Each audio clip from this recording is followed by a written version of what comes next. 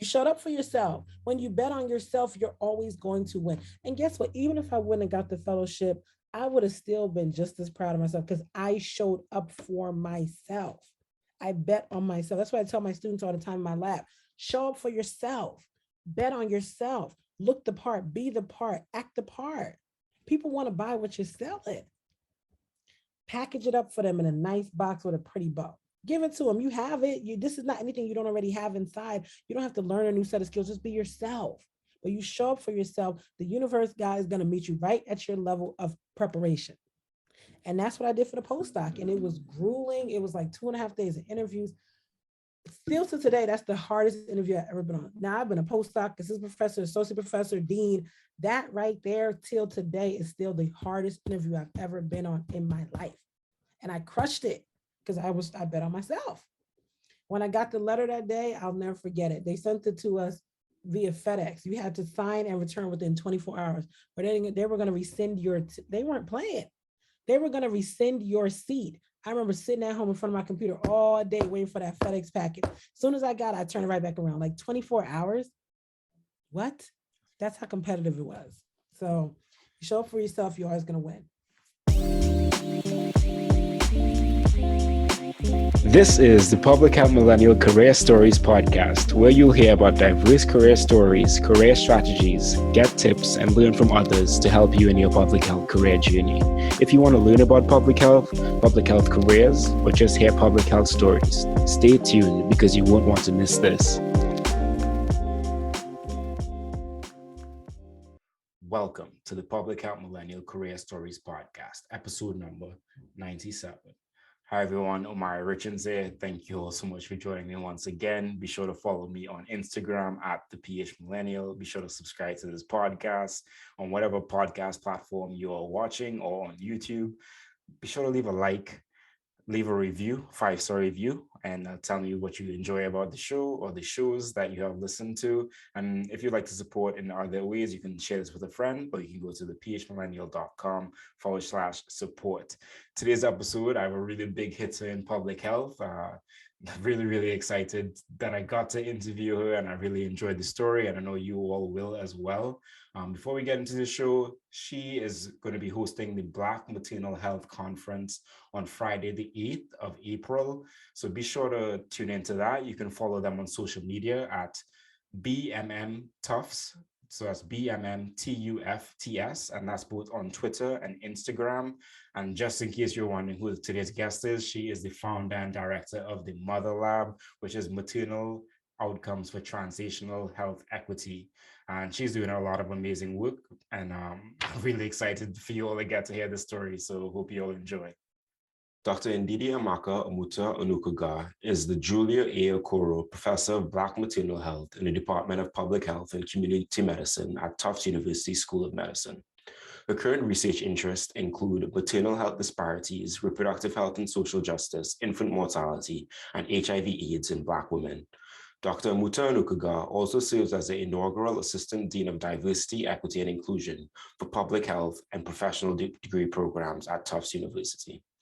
Dr. Amutah-Onukagha is a principal investigator of 2 multi-year studies on maternal mortality and morbidity, an R01 funded by the National Institute of Health, and an interdisciplinary grant on health equity funded by the Robert Wood Johnson Foundation. Additionally, she is a member of the Massachusetts COVID-19 Maternal Equity Coalition and was honored with the American Public Health Association's Maternal and Child Health Section's Young Professional of the Year Award in 2019. She is in the 2020-2021 class of the Top 40 Under 40 Minority Leaders in Healthcare, an annual award given out by the National Minority Quality Forum. Dr. Amutah-Onukagha is a lifelong member of the American Public Health Association and is currently the co-chair of the Perinatal and Women's Health Committee in the Maternal and Child Health section. Dr. Amutah-Onukagha also serves as the editorial board for the Journal of Women's Health Issues and as a board member for the Neighborhood Birth Center in Boston and National Women's Health Network. Dr. Amutah-Onukagha is the founder and director of the Maternal Outcomes for Translational Health Equity Research Lab, or MOTHER, a research lab comprised of 35 students from undergrad to postdoc with a keen interest in reducing maternal health disparities as experienced by Black women. A well-published author, Dr. Amutah-Onukagha has over 45 manuscripts, 5 book chapters, a best-selling book on Amazon, and a textbook on culturally responsive evaluation. She lives in Massachusetts with a husband and 2 sons. And we are lucky to have her on the show today.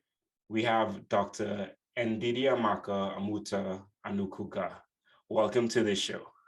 Thank you so much, Omari. Thanks for having me. My pleasure, my pleasure. I'm glad that I got your name right on the first try there as well. Yes, you did. So how are you doing and how have you been coping during these times? Yeah, I'm doing well. My life is so full and amazing right now. I have a beautiful new baby. I'm 4 months postpartum. My husband and I also have a 3-year-old. So life is really beautiful, even in the craziness that's going on and the tension in Ukraine and racial unrest and just the world being just a really uncertain, stressful place. I look at these 2 beautiful Black sons and the innocence in their eyes, and it's just, life is beautiful, right? So I'm just really trying to focus on the good, the positive, move from a place of gratitude, a place of thankfulness, a place of, God's protection, right? And just hold on to that and be grounded in that. That is awesome. And I love that perspective. And also congratulations on the new baby. Hope that Thank that has been you. going well as well. And I hope that you get sleep as well, because I know No. No sleep. We don't sleep is a word we used to know in this house. Completely understood. I hope that you're making those sleepless hours as productive as you can and as restful as you can as well. Yes. Awesome. So tell me, how do you identify, and then tell us a little bit about your personal background? Sure. I identify as Nigerian American. I grew up in New Jersey, but my parents are Nigerian immigrants. But the older I get, the more deeply I fall in love with my culture and my roots. So I identify as Nigerian American. I identify as a Black woman. I identify as a mother, a wife, a daughter, a sister, a friend, a mentor, a leader, a champion, a scholar, a rebel, and a child of God. Thank you. I appreciate you sharing that. So did you grow up your entire life in New Jersey? Yes, I was born and raised in Trenton, which is the capital. Those of us that are from there, we call it Trenton, but it's really Trenton, the capital of New Jersey. We say with our little twang. And being a Jersey girl, I went to Rutgers for undergrad. I went to Trenton Public Schools, which graduating from Trenton Public Schools and making it into college is a bit of a feat. We have very low graduation rates. We have very high crime, very high murder. I've lost a lot of friends to police brutality, to premature death. I remember going to funerals at the age of 16, which is really not normal in other cultures, but it was normalized in my community because we lost somebody to this or to that, or, people disappear for 10 years and they've been doing a bid. So, to come out of that community, to be as successful as I am now was very intentional. I can't even take the credit, really. I have to give the credit to my mother, who was, and to God, obviously, but to my mother who, just kept a firm hand on me and my brothers. She was like, you guys are going to get out of here. We are going to make sure you get out of here. And we did. And I still have roots there. My family still lives there. But, that grounding really has prepared me to navigate life. When you're able to be nimble in both community and academic spaces at the same time, I'm comfortable in both worlds. I feel welcomed and I feel like I'm supposed to be in both worlds. I can go around the way, I can go into a boardroom. I just did a TED talk on Sunday. I can also go on the block. I'm comfortable in both places. So that's a blessing for me. A lot of people can't navigate that truly, but I'm proud of my background and my beginning. And frankly, that has made me a better person today, because when I say I do community-based research, like I really mean that. I am from the community. I happen to be in an academic institution, but I am from the community. Yeah, that is beautiful. And I could only imagine the things that you've gone through. And if people don't know who you are, they're going to know who you are after this, because you're really doing you're really doing a lot of amazing work. And I'm glad that I get the time, and you made some time to come on the podcast and highlight all that amazing work that you have got to do. So I look forward to hearing more about that. Yes, thank you. So before we get into your collegiate story, what does public health mean to you? So I always define, because somebody just asked me this question recently. I forget where I was. It was an open space, people that are not in the field, right? Like so often we are so insular as a field, we forget how to talk to regular people in a grocery store. I'm a talker by nature. I love talking to people. I get my energy from people. And somebody asked me recently, what is public health? And I said, public health is population level prevention. Medicine is individual level treatment. That's how I define public health.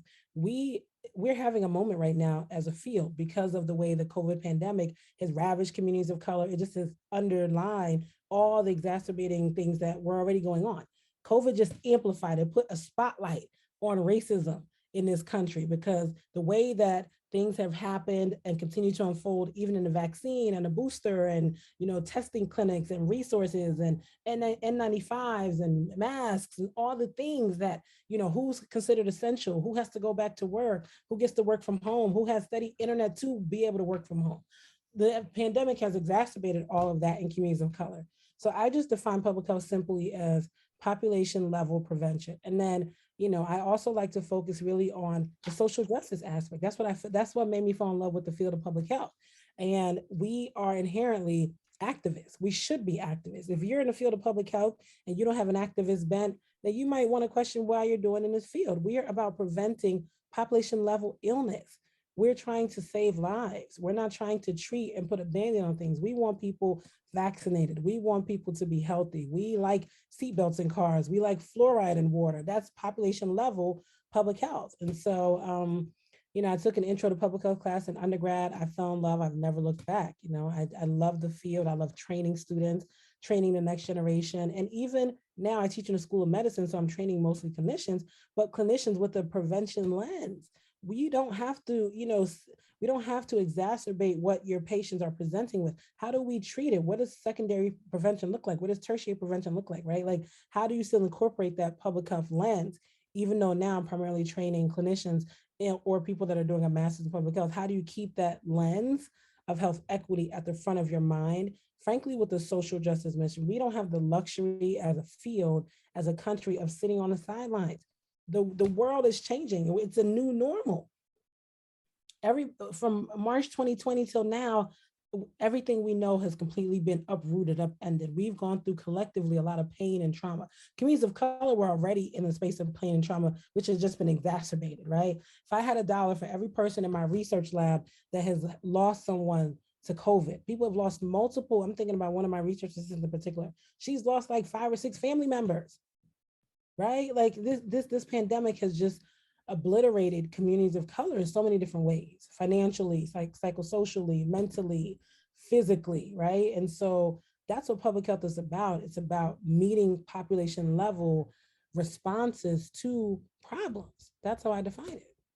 Yeah, and I love that definition there. And there's a lot in there, but I Why? really, but I really appreciate you like highlighting the social justice aspect of it, as well as what having to be like an activist or having some sort of activism in you as a public health professional, Yeah, because yeah, as we know, and especially during the pandemic, the systems have not been there in yeah, place in the right way to support, especially Black communities and other yeah, communities of color. So we really do need to change that status quo yes, and get to population health yes, level change that we definitely need.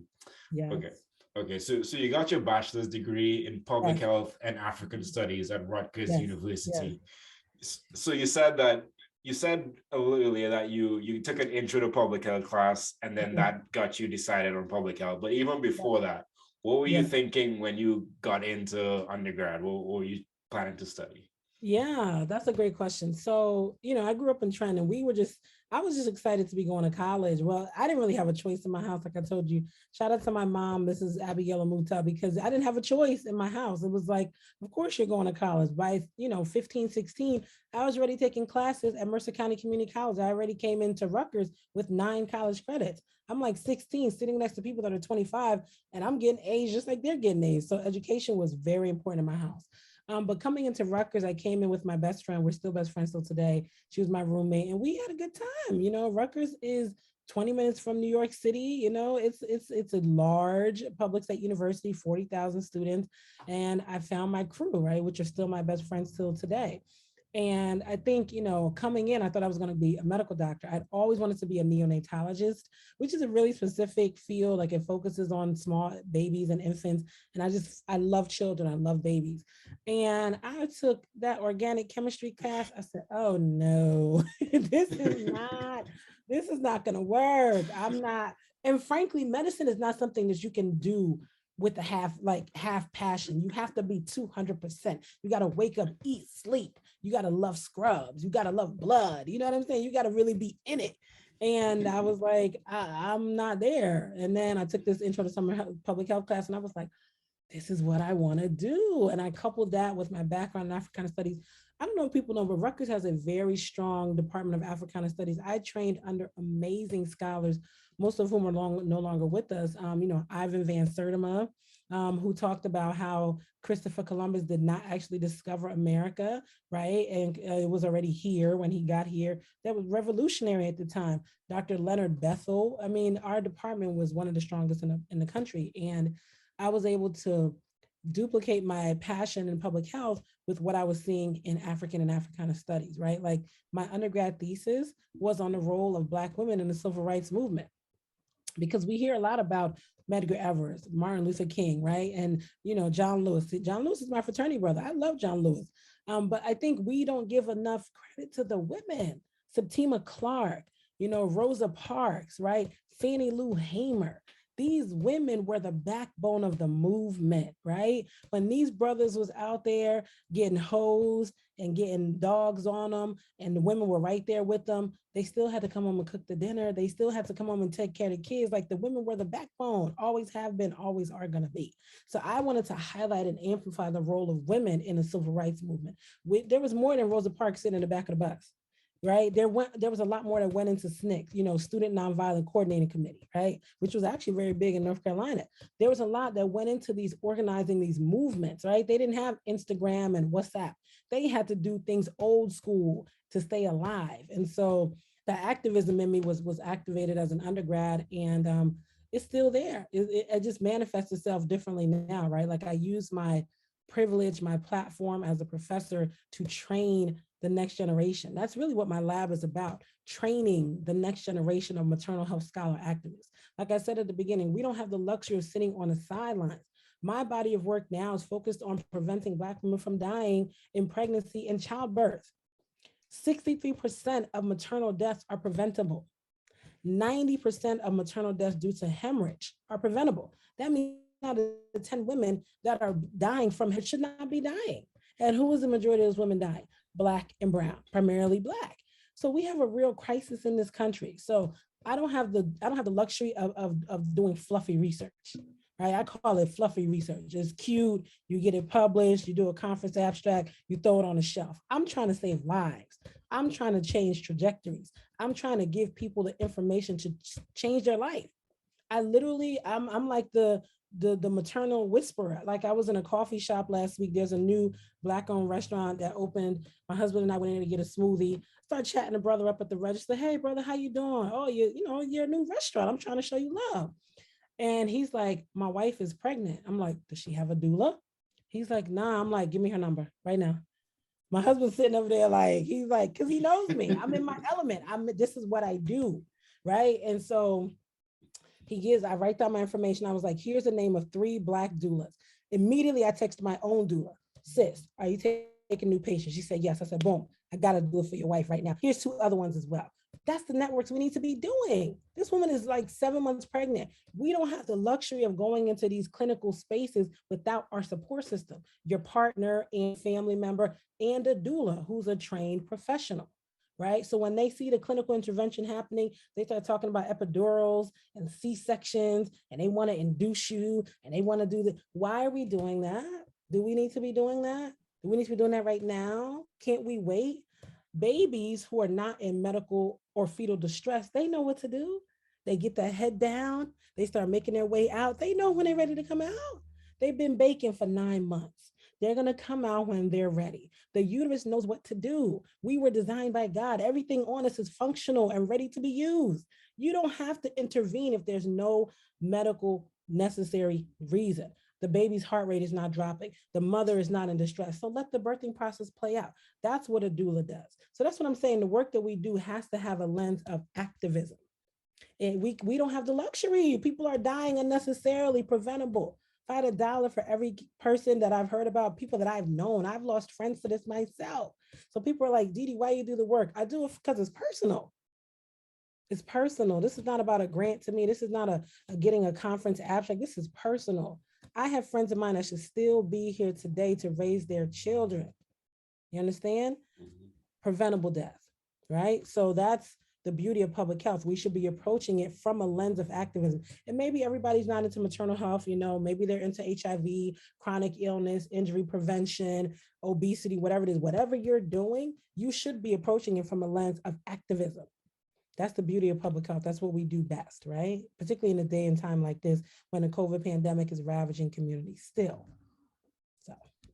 Yeah, once again, thank you for that amazing answer. And I think like everything you said is just so spot on. I think there is a lot of like fluffy research, as you say, that's out there for people just to write a paper and to get that recognition, but it's not really shifting anything in society. It's not really improving someone's livelihood, and also to the point of you knowing that you're doing this work, but knowing that it's so important for you to take the steps on an individual level to see people and ask them, do you have a doula? Is that something you need? And not only doing that, but connecting them and taking those extra steps for yourself to really advocate so that they have that type of support is, I think, that in itself is huge. And I hope that that's the effect that other people get from like hearing this, or just from that lady getting that experience. She's going to advocate for doulas or midwives for her friends and different things like that. So that truly is amazing. Okay. Yes, thank you so much. So you got to mix your public health degree with your Africana studies. Did you know, or like when you were doing this, did you know that you were going to go on to pursue a Master of Public Health? Yes. So I knew for me that, and the field of public health is like many other fields. A bachelor's gets you in the door, a master's keeps you in the door.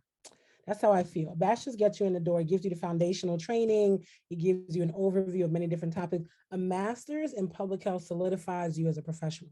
A bachelor's is very broad. You take epi, you take biostats, you take policy in little doses. That MPH is specified, it's tailored into a concentration. And I knew I wanted to do maternal and child health. I knew I wanted to be in the DC area. I was like, all right, let's look at GW. And it was love at first sight, right? I mean, it was a great program, it was a great experience. And I think, coming into the field of public health, it's unfortunate that we base so many decisions on someone's credentials, right? Because I know people from community that are run laps around any PhD, myself included, run laps and don't have a degree. Right? They might not even have a high school diploma, but their lived experience, their what they've seen, what they've done in community, come on, they got 3 PhDs, right? So it's unfortunate that our field is so heavy on credentials and degrees and certifications and blah, blah, blah, blah. And that's actually a barrier to people getting into the field. But I knew I wanted to do an MPH. After the MPH, I knew I wanted to do research. Like I'm laughing because anybody in my family will tell you that I've had my life planned out since I was like 9 years old. That's the running joke. I knew I wanted to be a doctor. Remember I said I wanted to be a neonatologist, which works with babies, didn't like the blood, whatever. I said, okay, I'm going to do a PhD in maternal child health. So I'm still working with babies. My dissertation research was on infant mortality and residential segregation. Where does the maternal place of residence, where does the mother living at the time of her delivery, how does that impact whether she has an infant death or not? I did my dissertation. I did my PhD at University of Maryland, College Park. My dissertation looked at 7 years of data from the DC Department of Health. Every baby that was born and every baby that died, the data was linked. And what we found was that the maternal place of residence was actually more likely to experience an infant death in the wealthier parts of DC, not the parts that people like to throw on the media, wards 7 and 8. Shout out to Anacostia. I lived there for a long time, when I was in grad school at GW, because that's what I could afford, right? I was a broke college student and I loved it. I loved getting off the train. This was before DC was as gentrified as it is now. This is like circa 2003, 4, 5, 6, 7, 8. I was there for 10 years. Beautiful chocolate city, beautiful Black and brown people, just beautiful energy. And I remember getting off the train and everybody around you was Black.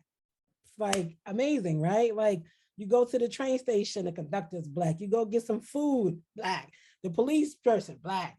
It just was a beautiful community. And people always give Ward 7 and 8 such a bad rap because those are considered like the hood communities. Let me tell you something. I lived there. I never felt unsafe. I never felt out of place. People embraced me. Being from Jersey, they knew I didn't have family down there. They took care of me.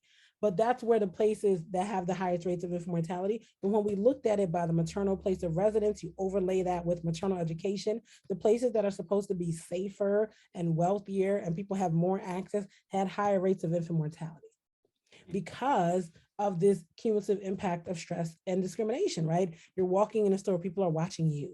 They're looking at you. Do you need help, right? This racially induced stress, which jacks up your cortisol level, throws off your allostatic load, increases your blood pressure, wreaks havoc on your physiologic system, which passes through the placenta to the growing fetus, right? It's all related. So I knew I wanted to do my PhD and I knew I was always a curious person. And one thing I understand about research is that, again, like I was talking about credentials, like when you get that PhD, nobody asks you no more questions. You understand? It's just doctor, period. Doctor, period. I knew that I wanted to get into those spaces because I wanted to be an agent of change, not because I just liked school and I just like having all these fancy titles. I came to change the system. Okay. And that was how I felt like I could do it, not only through my work and my scientific contributions, but training students. I'm big on training students, workforce development, getting that pipeline, right? Like I'm trying to retire and go sit on the beach in Nigeria, right? I'm trying to have a little cottage in Jamaica, right? Like I don't need to be doing this for the rest of my life. I want to be here for my kids and my grandkids. I can't burn myself out, but I will train and replace, right? And prepare the next generation of leaders. That's part of my job as an educator. So that's why I fell in love with the academy. And that's why I'm in the academy. I get headhunted all the time to go to different industries, different careers. I'm not leaving until I feel like I'm ready to leave, right? Like, and that's when I feel like, okay, my students, my cohort, the people that I have trained are ready to take on the challenges of the world. And that's going to be a long time. I'm just getting started in the academy. I have a ways to go.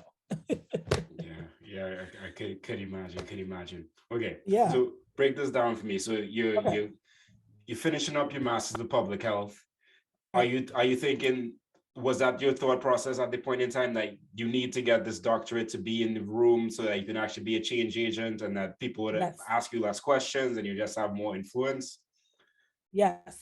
Yeah, because I already saw that the game was rigged. I was talking about people, community members. I've seen people, question their like people only want community people when there's time to write a grant and there's a section on the grant, right? Then they realize community-based research, community engaged research. But I said, you know what? This PhD is going to level the playing field for people like me and people that look like me, because the game is already rigged. It's not in our favor. But if I can force my way and push my way into the room, I can open up the door for people behind me. Right? I'm like Harriet Tubman. I'm trying to free everybody. Mm-hmm. I'm trying to free everybody, right? She didn't just get the freedom. She kept coming back to take more people with her. Come on. How selfless is that? How she's amazing, right? Like she could have went and just started a new life and just minded her free woman business. But she was like, I came back for my people. And that's what I feel like I do in the academy. I have so many mentees across the country, high school, undergrad, master's, PhD, postdocs, who are looking for that support, somebody that looks like them, that understands them, that came from where they came from and gives them something to aspire to. People tell me, Dr. Amutah, I want to be like, I said, no, you don't. Be better than me. If I set the bar at a 10, you set it at a 38. Kill it.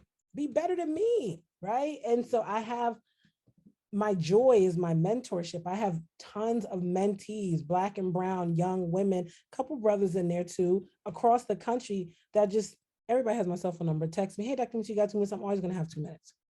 I'm always going to have 2 minutes. I'm always going to make 2 minutes because I know you might not get the 2 minutes in other parts of your life.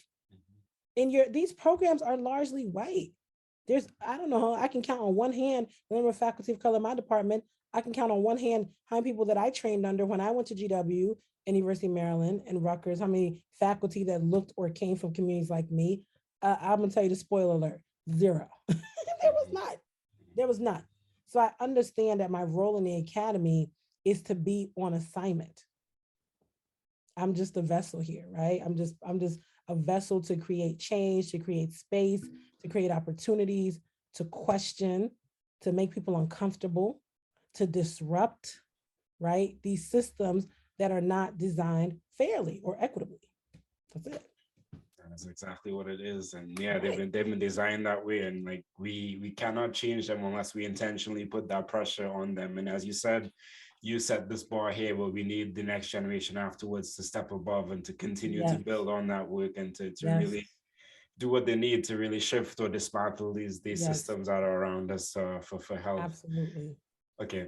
So during your PhD, you said that your research is not fluffy, which I agree with. So was that a thought process? Like, was that an intentional thought process for you going into your PhD, or did that come about from you just realizing that there was a lot of fluffy research going on, and you're like, but I need to do like actual work that's actually going to improve lives around there? Tell me more about that. Exactly. Well, I think it was intentional because I've always grown up questioning disparities and health inequities, right? Like, I remember in high school, you know, and I was on a debate team. And I remember we would go to debate other schools, but they would never come to our school. And so you're like, why they don't come to our? Because they were scared. Trenton is the only urban community in Mercer County in that part of New Jersey. And other schools were deathly afraid to come into Trenton. They thought they were going to get robbed and beat up. I don't know what they thought, but they would never. We could never host a debate at home. And so I was like, okay. Then you go to these high schools, they got computers, they got carpet. I'm like, dang, we didn't have none of that. You know what I'm saying? We didn't have none of that. So I've always questioned why? Because even at that young age, I knew that those things provided opportunities that me and my peers didn't have access to. You know, this is at the top of the technology era, right? Think like startup, you know, like dial-up AOL, right? This is like the top of the technology boom. I'm like, this is like circa 95, 96, right? And they had computers. They're already creating a digital divide. So I didn't really know that was inequities and social determinants of health, but I knew something was different, right?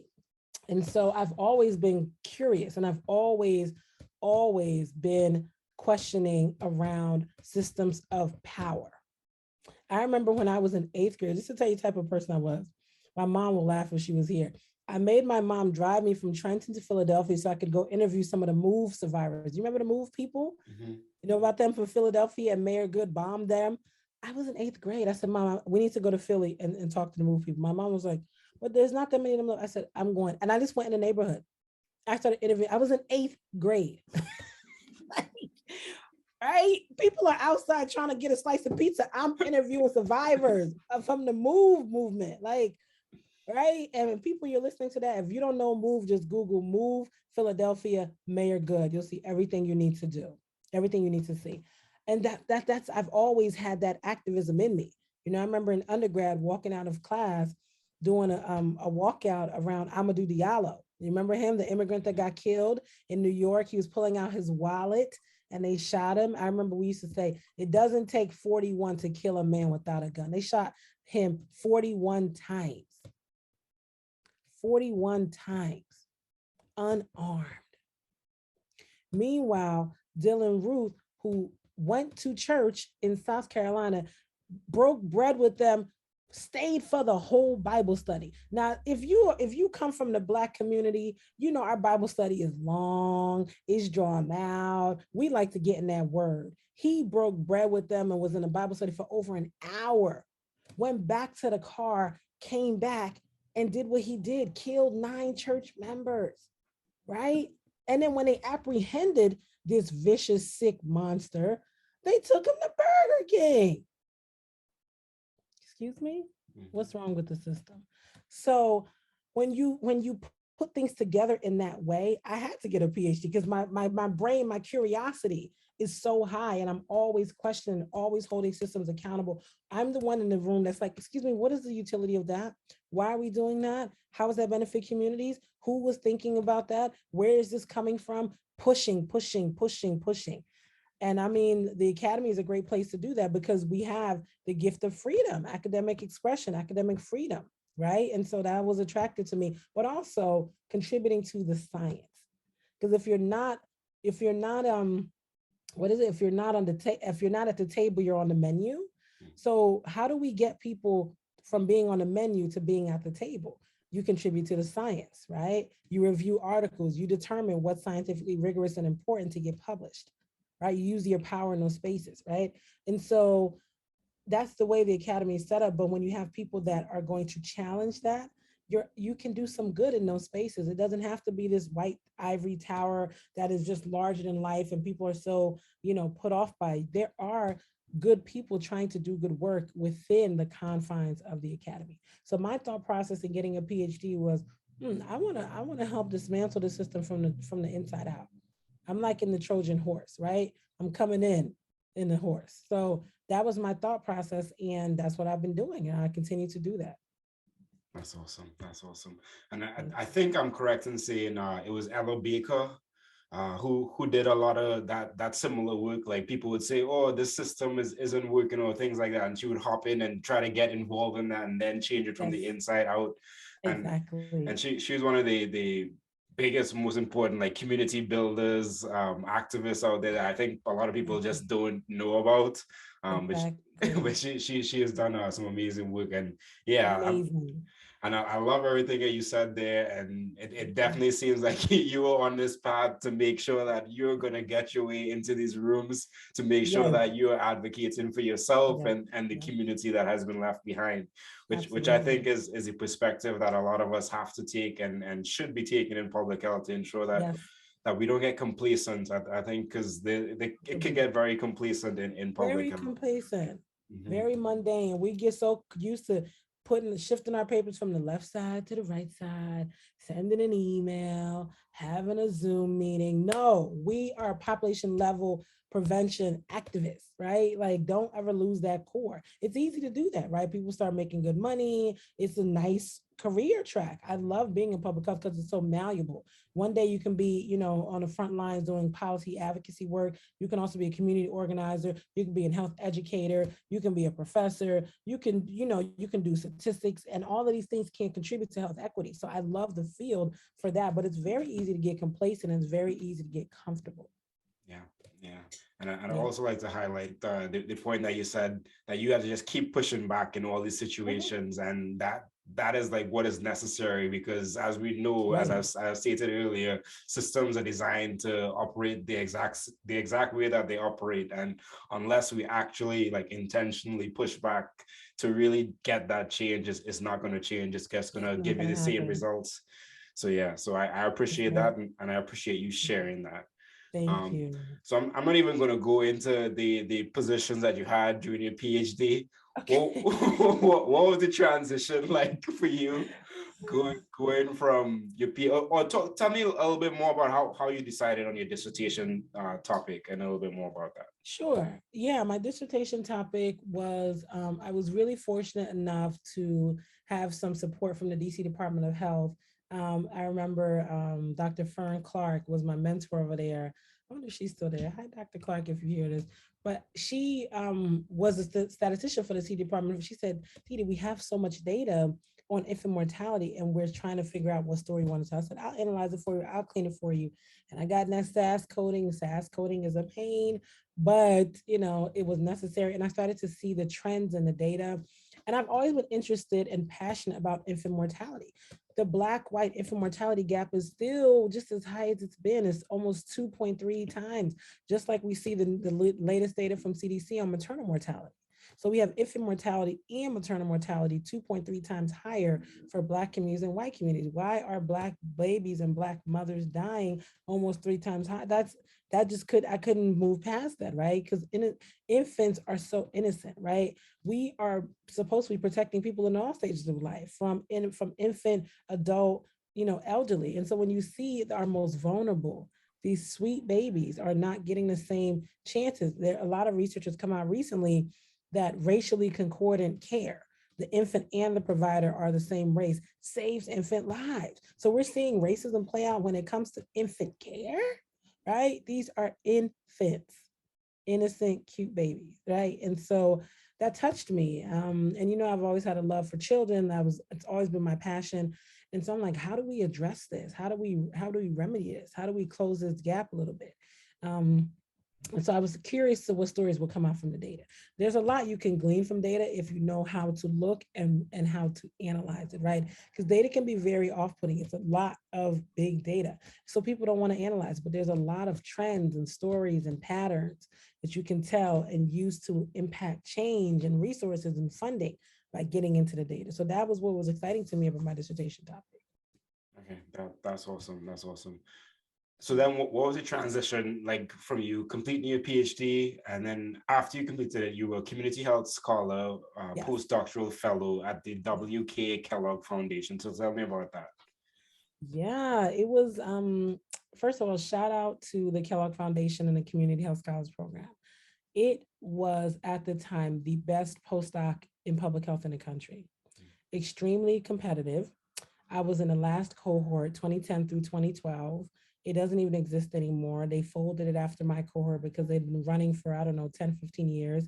If you look at who is running public health systems nationally, they probably were a Kellogg Health Scholar. It was such an amazing postdoc. It trained us, it just tightened us up as community-based researchers with the focus on reducing health disparities. And so my placement was in Baltimore. I remember going to the interview. I mean, they got like 10,000 applicants for a cohort of, how many was it? Maybe 20 of us nationally. I mean, it was competitive is such an understatement. And I went in there, I was like, this is I hadn't even done my dissertation yet. My committee was like, are you crazy? You're interviewing for postdocs? I was like, I'm gonna finish the dissertation. To me, listen, everything is in the mind. If you think you can, you can. If you think you can't, you can't. I'm not gonna miss out on the best postdoc in the country. I'm gonna shoot my shot and I'm gonna get this dissertation done. That's what I did. And my committee was all up in arms. Oh my gosh, she's going for it. She doesn't even have any papers yet. She doesn't have listen, I'm gonna get this done. I did my dissertation in like 8 months. I was miserable. I cried every day, but I had that PhD in hand on September 1st. I was done.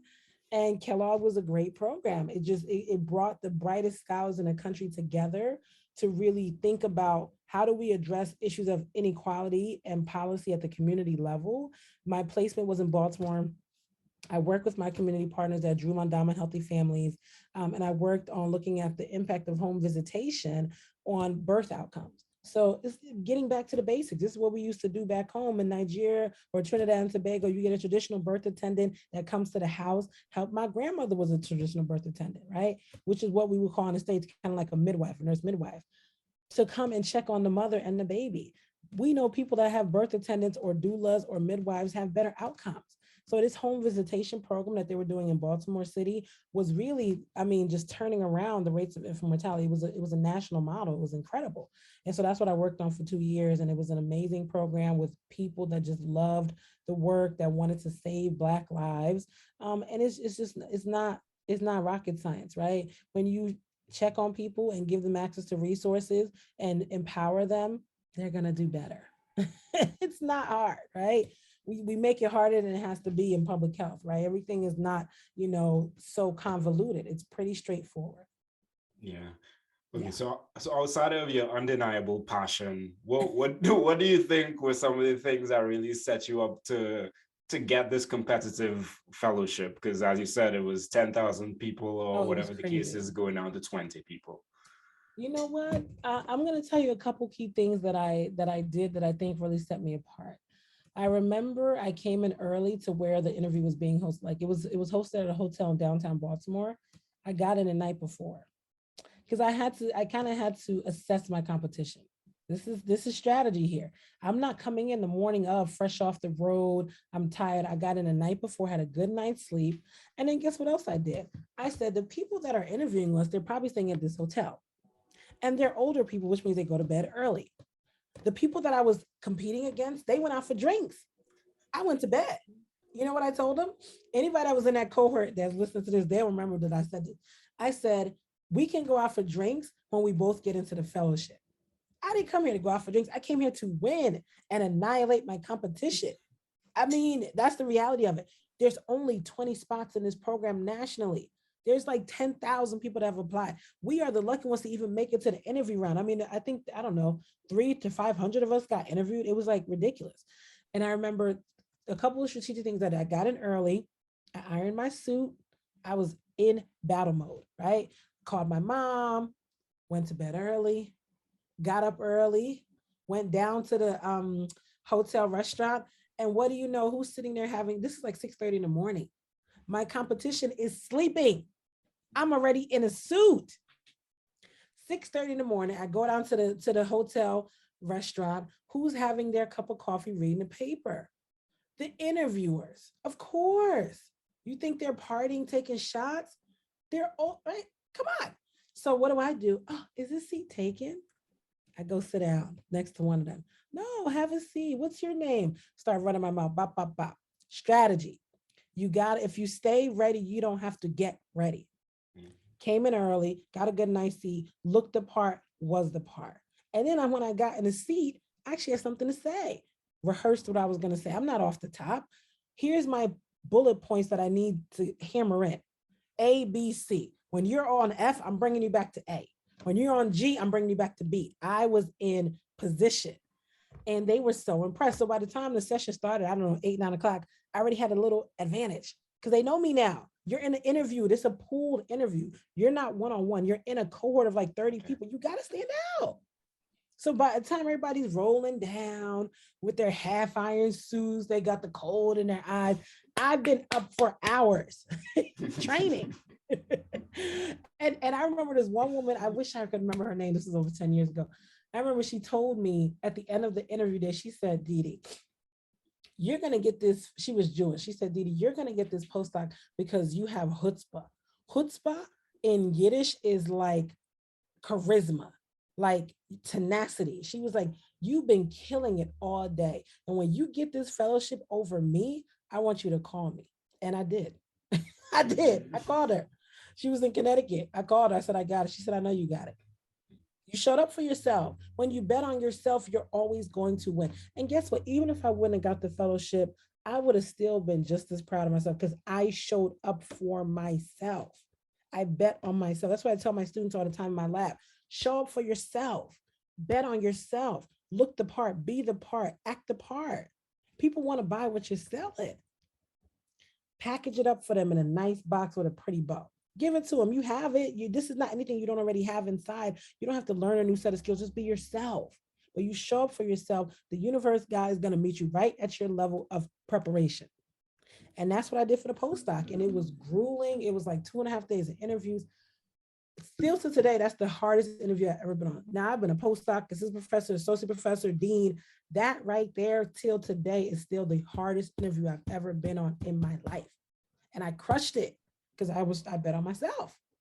When I got the letter that day, I'll never forget it. They sent it to us via FedEx. You had to sign and return within 24 hours. But they were going to rescind they weren't playing. They were going to rescind your seat. I remember sitting at home in front of my computer all day waiting for that FedEx package. As soon as I got it, I turned it right back around. Like 24 hours? What? That's how competitive it was. So you show up for yourself, you're always going to win. Wow. Well, I'm glad that I asked that question. I'm glad you did too. I'm glad that you shared that. And yeah, I think it's so important to know that like we fall to our level of preparation. Like that's a good way to think of it. And as you said, like you came out here to get this position, to get this fellowship, not to play games. You can get drinks and play the games afterwards, but you're here. I'm the most social person you ever want to see in your life. Didi is the life of the party when it's time to party. Yeah, absolutely. I love that. And that is really, really good that you like thought that through, and you thought everything through, from like the fact that, okay, they're probably going to be sleeping, they're probably going to get up early. If I am able to meet them, these are the things that I can talk to them about before, like not bringing it up on like in your mind at the time, but like having it prepared and really knowing like what you're trying to talk about, and that's amazing. And I hope that people take lessons from that, I because hope so.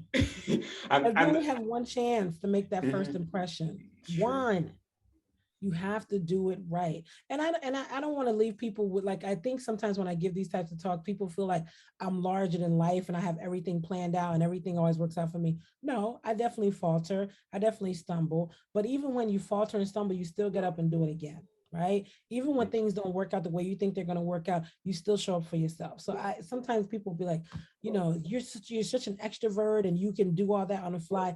Even if you're an introvert, you can still set yourself up for success, right? So I just wanted to say that kind of disclaimer, because sometimes people are like, everybody's not like you, people can't do that. I'm like, you can train yourself to do that, right? Or you can show up in key times and then go back to being an introvert. But for that moment, you push yourself a little bit out of your comfort zone. You push yourself past what you would normally do because the payoff is that great. Yeah, absolutely. And Okay.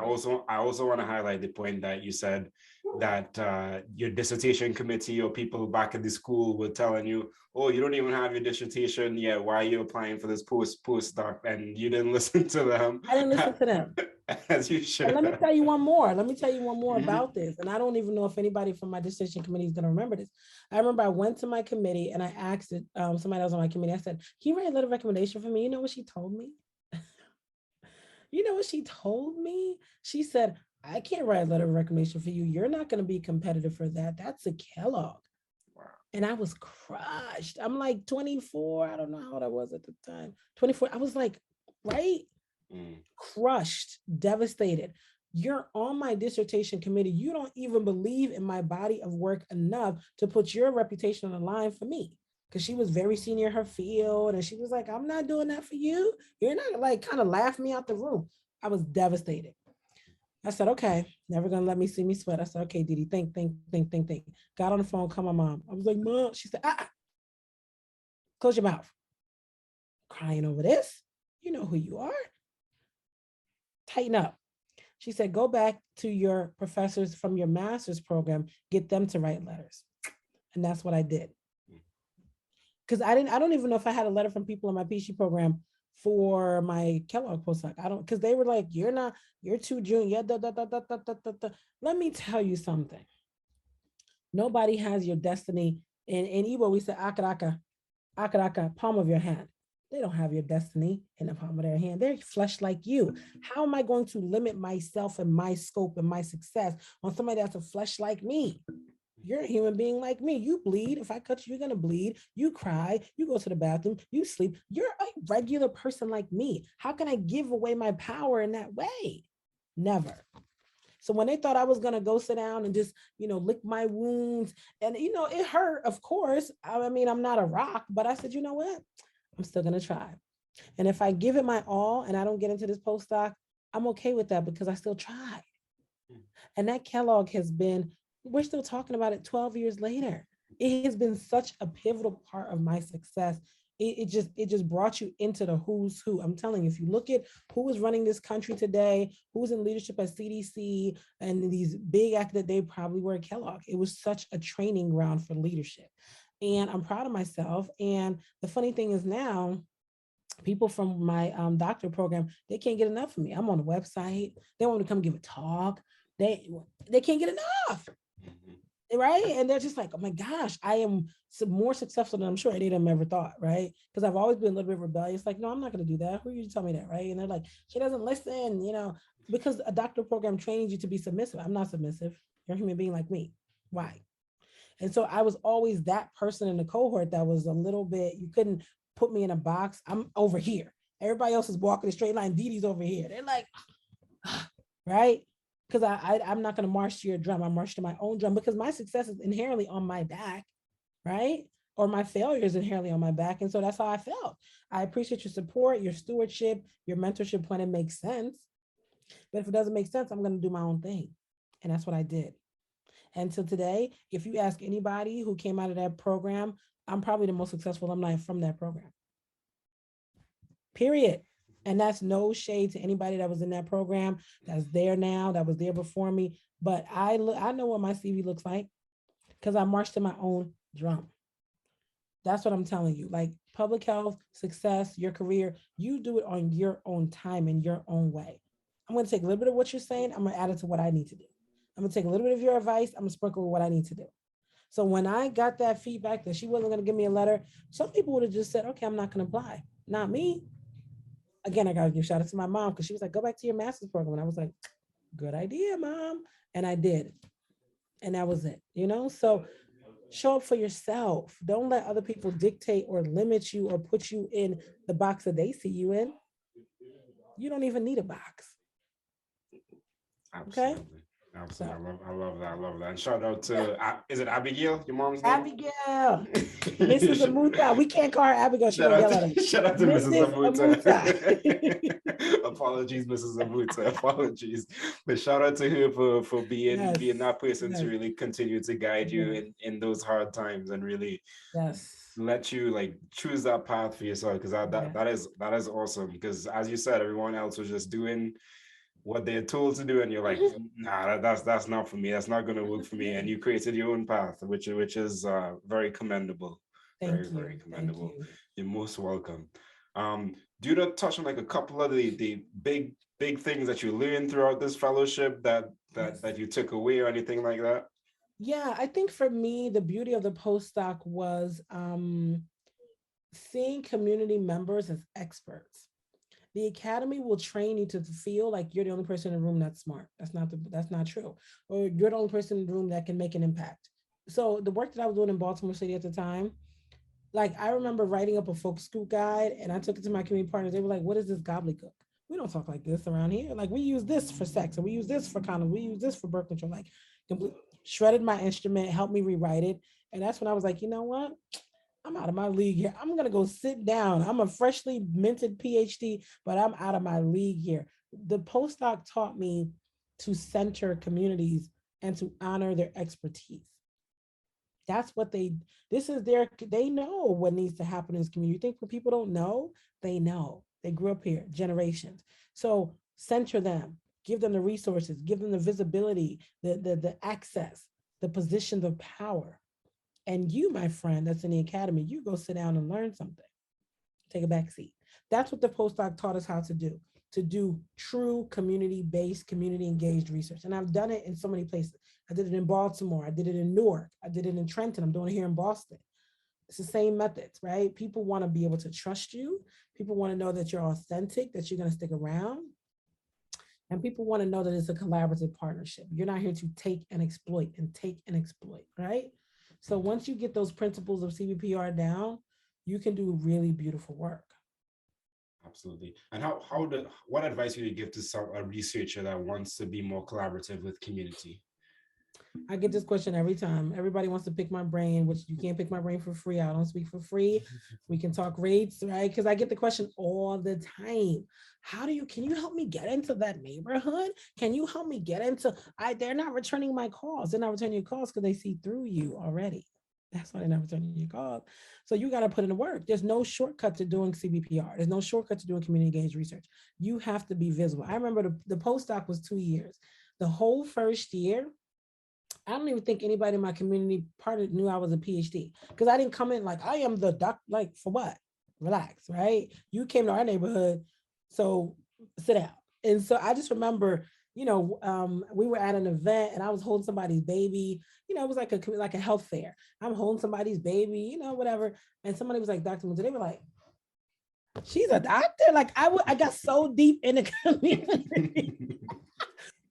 She's a doctor. And I didn't do it to be misleading, but that's not the place for that. There are spaces as academics of color that I must lead with doctor. You can't call me by my first name in many spaces that I'm in every day. I'm a dean, I'm an associate professor, I'm a PI. I lead with doctor in most places, but I'm in the community, I'm Didi. I'm young enough to be these people's daughter. I look like their niece. I remind them of their sister, right? Like just be regular. And so it was probably a good year into the postdoc. People didn't know I was doing a fellowship. They thought I worked at the nonprofit. He said, "You doing research? What?" And then the second year, when I actually did start my research, I did it with my community partners, right? Like it was a beautiful process. And I think I was so successful because I approached it authentically. And I still have those relationships, right? Like I can still call my people in Baltimore now, like, hey, I'm coming in town for lunch. It's still good, right? Like that's how you're supposed to do it. That's how it should be. So that's one thing I would say is that when you think about develop and you know the relationship building takes time. Since I've been in Boston now, so I got to Boston in 2017. My whole first year was just making the rounds. Who was doing work on HIV in Black women? Who was doing work on maternal health and maternal disparities? And just beating the pavement, beating the pavement, beating the pavement. And then you get to a place of saturation because I said, "Do you know Dr. Such and Such? Or do you know?" Da, da, da? And then everybody knows each other, and your name you've permeated the spaces. That's where I am now. This is year 5. September of this year will be 5 years in Boston, and I love it. I represent communities. I'm in communities. I work with communities. I work for communities. But it took me a while to get in here. It took a good first year, right? And I remember one of my community partners, may she rest in peace, Miss Irvine Goldson. She would always say, Didi, y'all academics, y'all make it too hard. You know what I'm saying? Like you be doing too much. And she just tightened me up and trained me and helped me get into a lot of spaces in Boston that I probably wouldn't have been able to get into. But she held me accountable in that way as well. Like, now you're not about to come in and use us. We want to get the same things you got. And I remember we had a grant together and I would funnel all the money to her organization. I'm like, you control it. You do what you got to do with it. Like, that's all you, because that's how it should be. I'm just a vessel to move power and to level the playing field. That's it. So Yeah, and this is awesome, and it's just awesome to hear you talk about like going from your PhD and like wanting the PhD to really become this vessel for people, yes, and then yes, actually talking about the practice of it and how that does take time, but yes, it gives you the ability to be flexible and to relate both to community and academics, as yes. well as making your research like actionable. So that was awesome. That's awesome. Okay. Thank you. So you finished up this fellowship and then you became an assistant professor at Montclair State University. So tell me about that. Yep.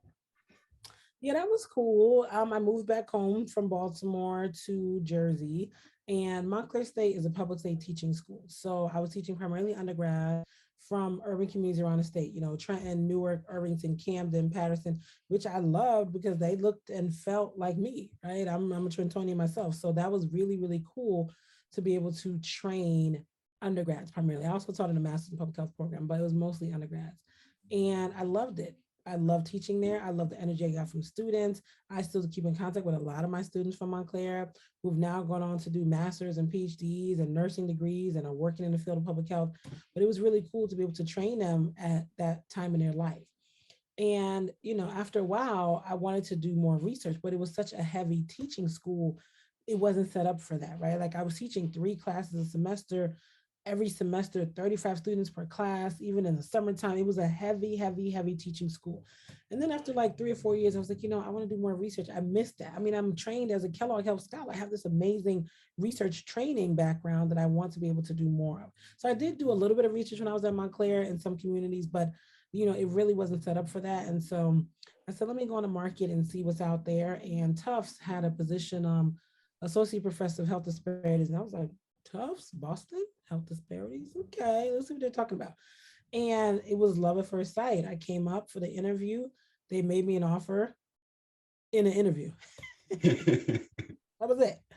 My chair was like, she wrote it on a napkin or something. She was like, I'll get this on letterhead, but here's your initial offer, like smash the interview. And that was it. And I've been doing great work since I've been here. And, Boston is really, Massachusetts as a whole is a very progressive healthcare state. And we like to kind of rest on that, but we definitely still have disparities. We definitely still have inequities. We definitely still have, issues of resources and access. So being able to translate that in this community has been really, really nice as well. And obviously building community partnerships, training students like I've talked about, but and being of service, just being of service, right? Like, how do you show up for people when they need you? You be of service to your community. So it's been nice to do that since I've been here. But yeah, Montclair was a really, it honed my skills as a teacher, as a professor. And it taught me how to do a lot with a little bit. I can run a training lab on no budget, right? I mean, I'm training scholars and students with no resources, right? And so now that I do have access to resources, I know what to do with them. But at Montclair, I really honed my skills because I didn't have anything. I was just like, listen, if you want to work with me in my lab, you got to do it for the love because we don't have any money, right? So it's been beautiful. Okay, awesome. And before we get to Tufts, Yeah. you were a 2013 REIDS, which I have is the Research Education Institute for Diverse Scholars Yes. Scholar at Yale University in 2013, and I think it's still present up Yes. until now. So, Yes. what is a REIDS scholar, and then like how do you get it, or what do you get from it? This is such a good interview. I'm loving this because people are going to be able to get the whole thing. So a READ Scholar is focused on HIV and health disparities, and it is a training program funded by the National Institute of Mental Health at NIH, and it is led by some faculty at Yale School of Public Health, Dr. Trace Kershaw and Dr. Barbara Guthrie. And I was in like the second or third cohort of it. It's a 2-year training program, and they would bring us up to Yale, New Haven in the summer, and they would just drill us again on CBPR, but also like the lens of HIV and inequities. And they gave us seed money to do a research project. And I used my seed money to do a project on mothers and daughters that have HIV. So I recruited HIV positive moms and talked to them about their relationship with their daughters. We also interviewed the daughters to see, what do you guys talk about? You know, how does your mother's status influence your relationship? Do you guys talk about PrEP and PEP? Do we talk about sexual health? Like, what are your sexual behaviors? And so it was a really beautiful training program because it took my love of health disparities and health inequalities and overlaid it with a specific skill set in HIV. And so now I'm still mentoring people in the program. We still have a really tight network of REITs scholars and alumni, and the program is still going, and it's incredibly successful in training a lot of people that have gone on to be prolific in the field of HIV. Okay, that makes sense. And thank you for sharing that. Okay, so one other question before we go Yes, on to Tufts. yes. What advice do you have for people just generally on CBPR or community-based participatory research?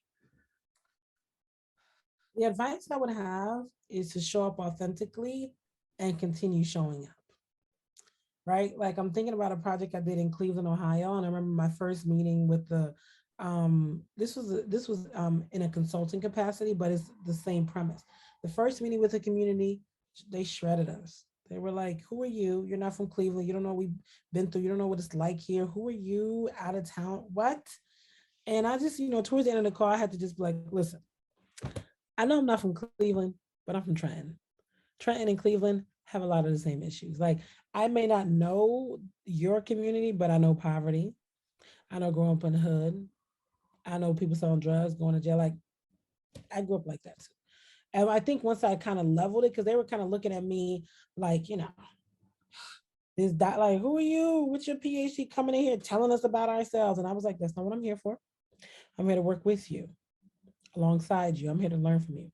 Once I started talking like that, the energy shifted immediately in the room because I'm coming from a place of humility. I'm an outsider. I acknowledge that. I'm not coming in trying to lay the smack down. I'm a PhD and I know everything. You know nothing. No, no, no, no, no. To do CBPR well, it takes time, it takes integrity, and it takes authenticity. People need to be able to trust you, right? And so that project was so successful because I just showed up in my vulnerable self and said, listen, I might not be from Cleveland, but I'm from Trenton. I get it. I understand. And so that's one thing I would say for people who want to do CBPR: show up and continue showing up. Be authentic in that relationship, be authentic in your motivation for going into these spaces because the community will sniff you out and walk you out. If you don't show up the right way, it's over before it even started. So that's one thing I would say. Okay, and I like that a lot, and that makes a lot of sense. So I Right? appreciate that. Okay, so now back to you getting into Tufts, getting the offer Yes. on a napkin during the interview, which is awesome in itself. Uh, Right?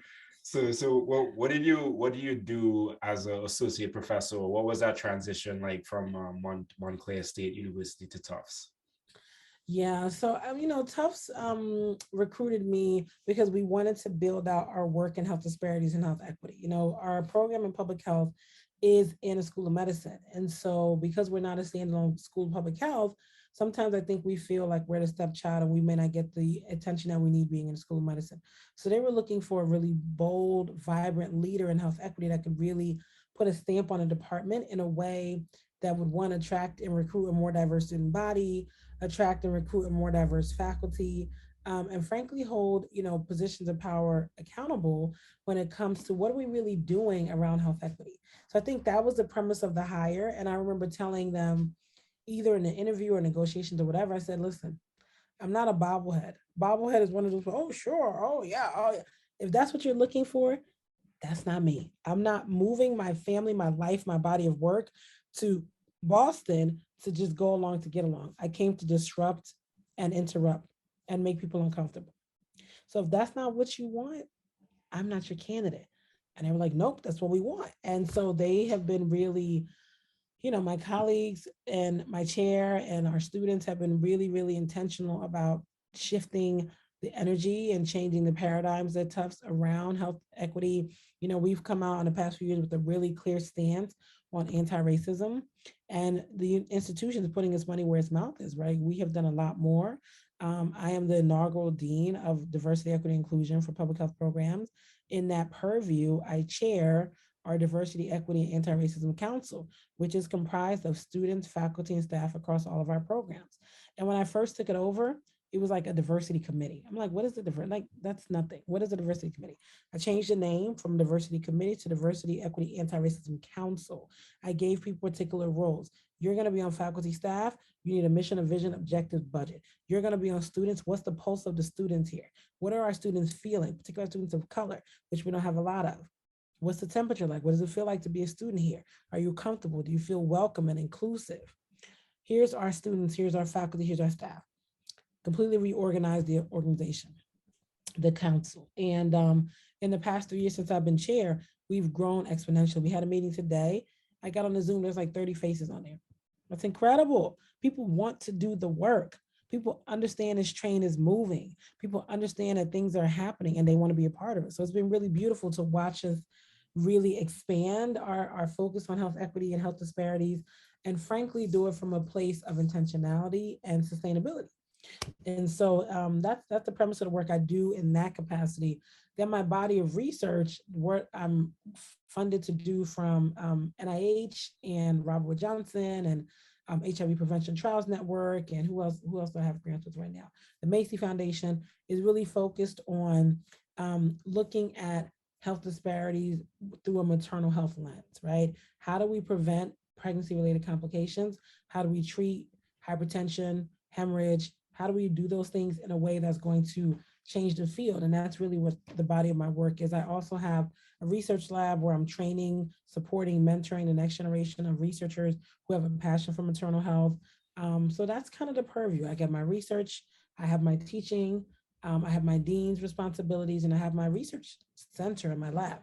And I'm also in the process of getting a national center on Black maternal health and reproductive justice. So that will serve as a hub for community engaged research and community engaged work, research and policy on maternal health.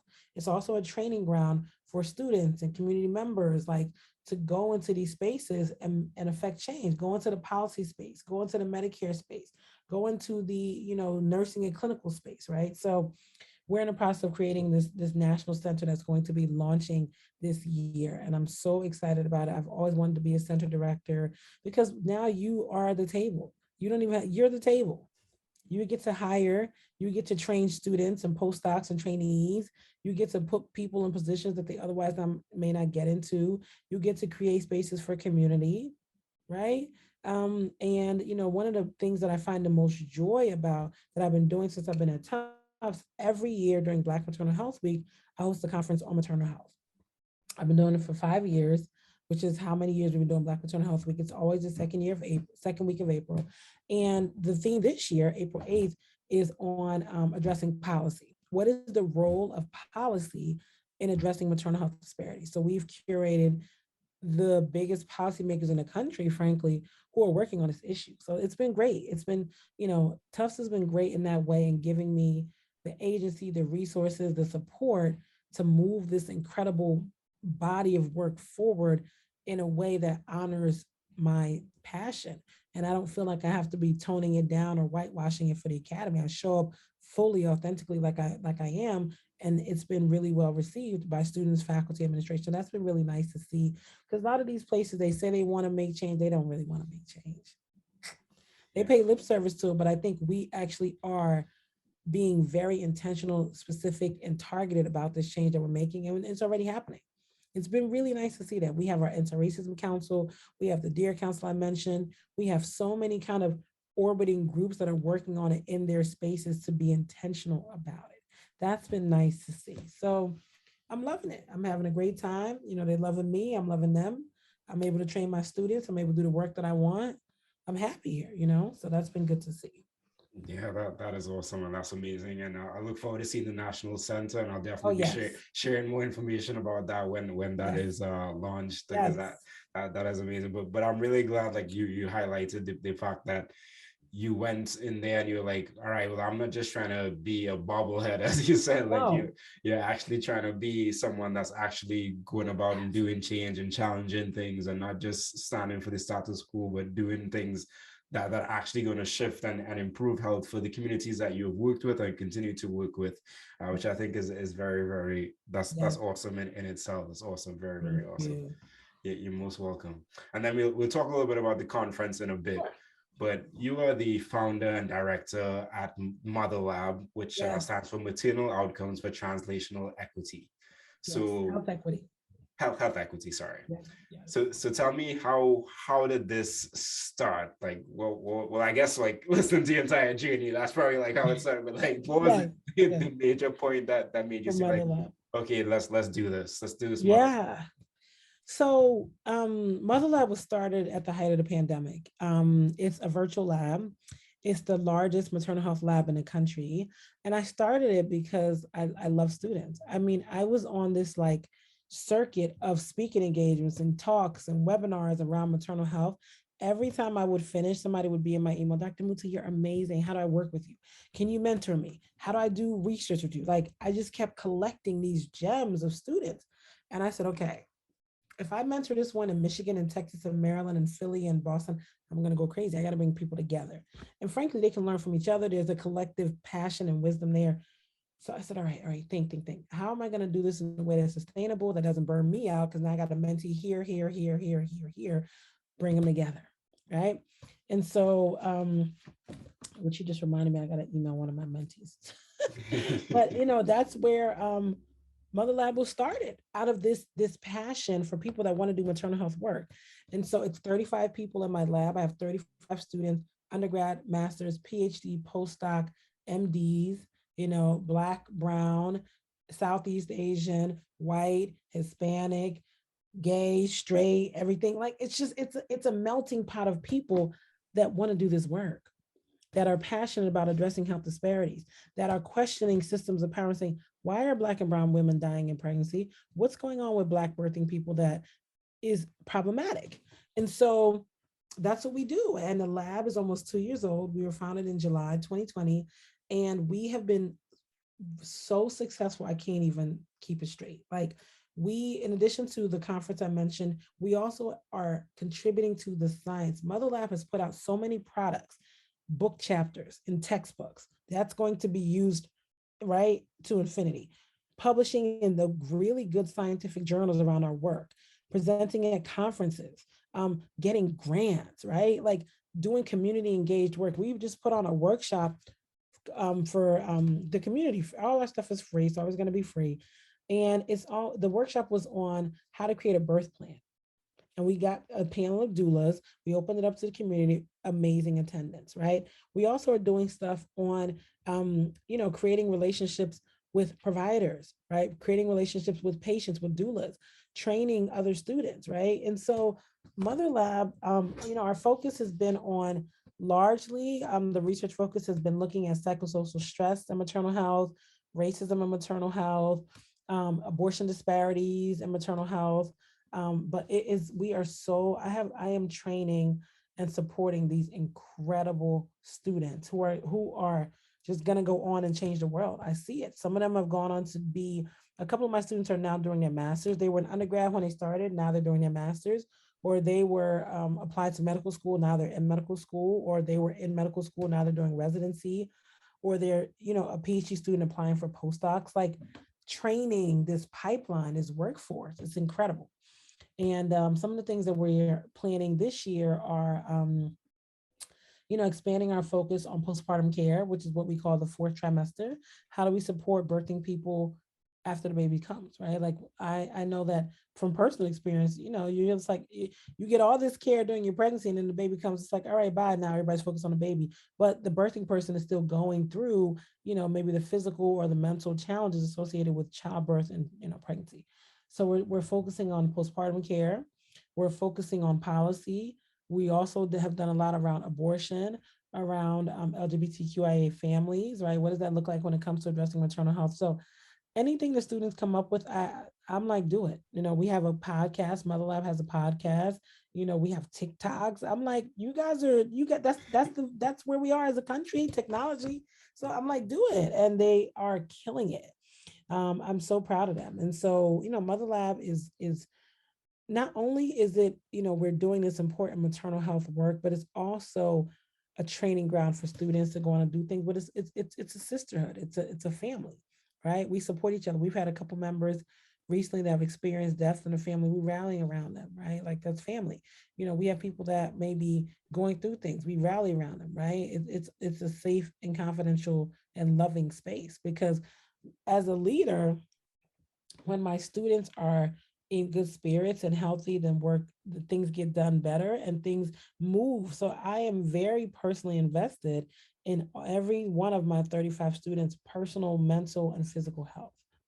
I check on them. They text me, I text them.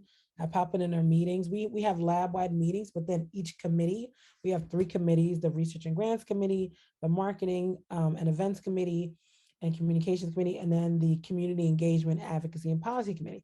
I pop in on their meetings. I chat them on Slack. Hey, how you doing? I didn't see you at the meeting last week. Everything okay? Hey, how are your classes going? Hey, how's your mom? Right? Like, I am not just here to train, push, push, push. I want them to see me as a resource, as a mentor, as a mother, as a person that they can invest in, that's committed to their success.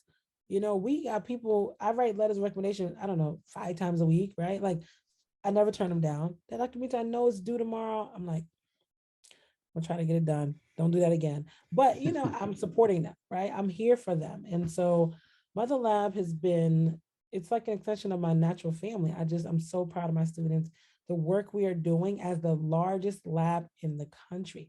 I don't know any other PI that's taking on 30. It's a lot.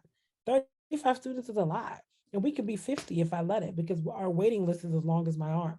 I literally got 2 emails today. Hi, Dr. Amutah.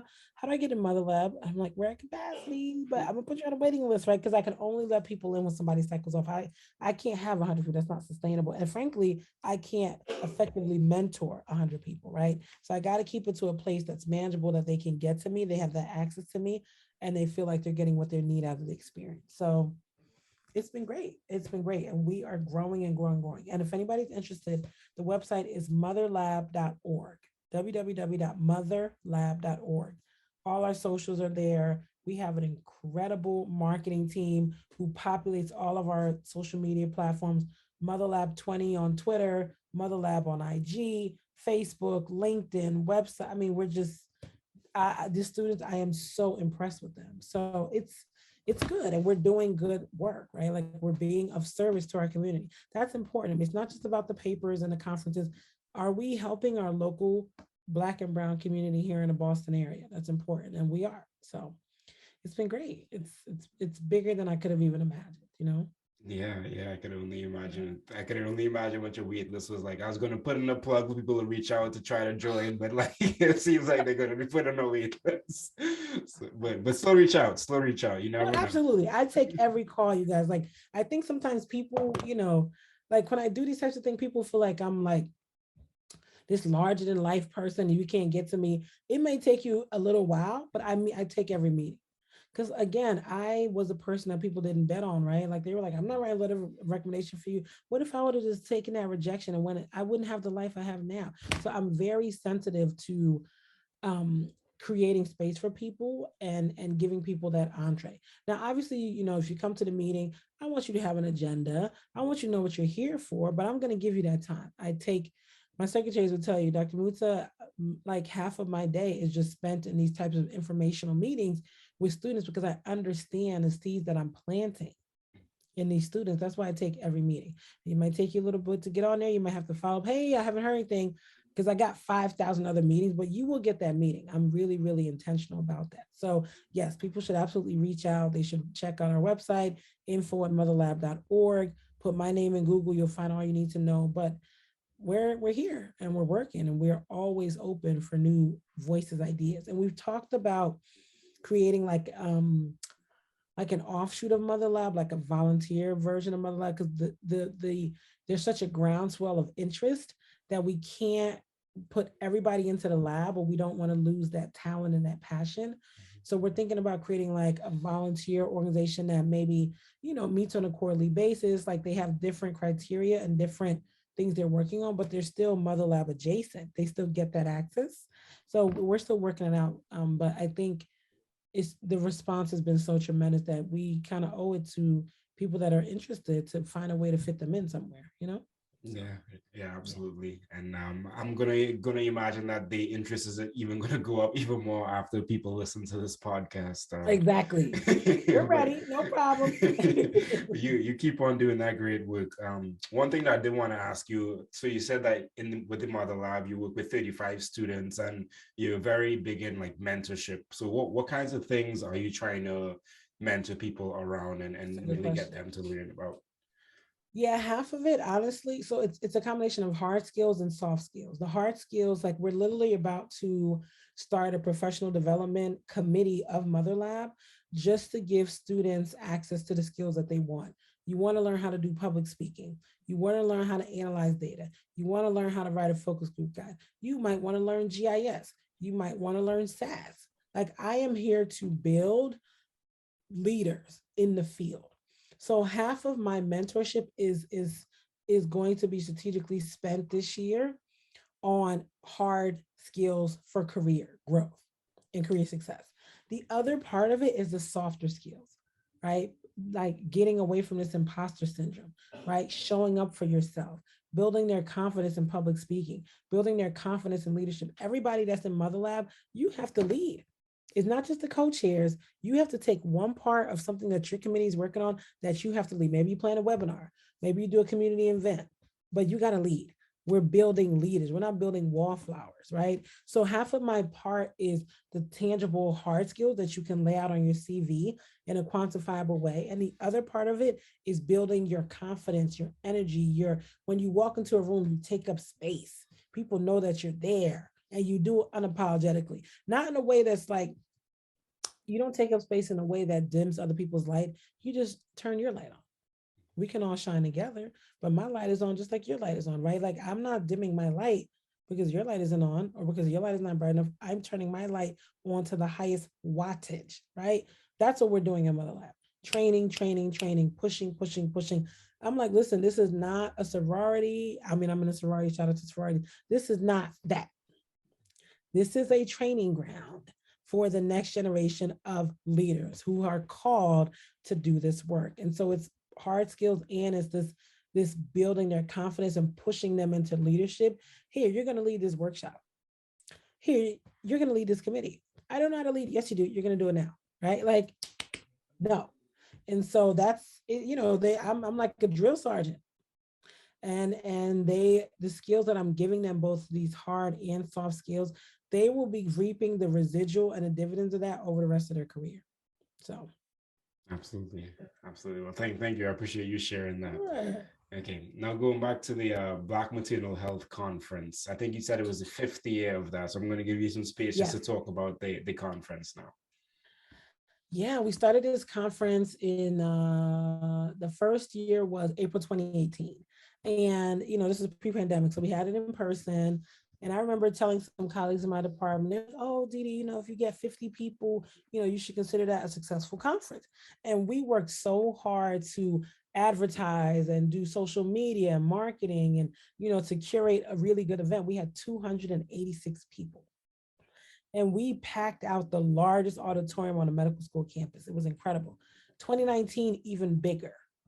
2019, the theme of 2019 was, so the first year the theme was on the role of providers in addressing maternal health. So we had a panel of OBs, nurse midwives.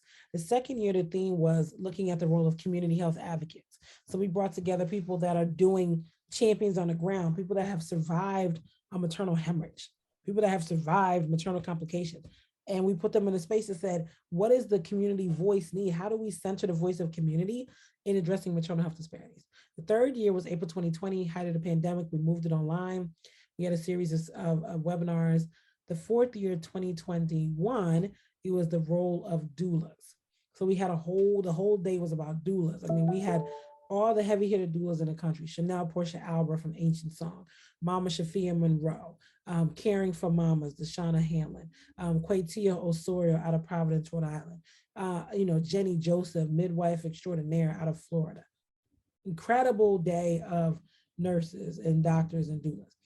This year, the conference is on the role of policy. How do we center policy in maternal health? So for instance, we have state level policymakers, Senator Elizabeth Warren, Representative Liz Miranda. These are our state level people. Well, Senator Warren is federal, but she's from Massachusetts. And Liz Miranda is a state senator here working on maternal health. I've also brought in people from the federal who have been instrumental in the momnibus. So Representative Alma Adams from North Carolina, Representative Lauren Underwood from Illinois, they introduced a slew of bills in the House of Representatives around Black maternal health. It's the Momnibus, which was the impetus for the White House Day of Maternal Health that happened in December. So this topic of maternal health is at a high. You have the federal things that are happening in the Momnibus bill. You have the state level things. Here in Massachusetts, I sit on a commission called the Racial Inequities and Maternal Health Commission, aimed at providing a set of recommendations and a set of strategies to move maternal health disparities work forward here in the Commonwealth. You got state level, you got local level, you have federal level. And so it's a day of policymakers coming together to talk about legislation, talk about policy, talk about opportunities. And it's an amazing lineup.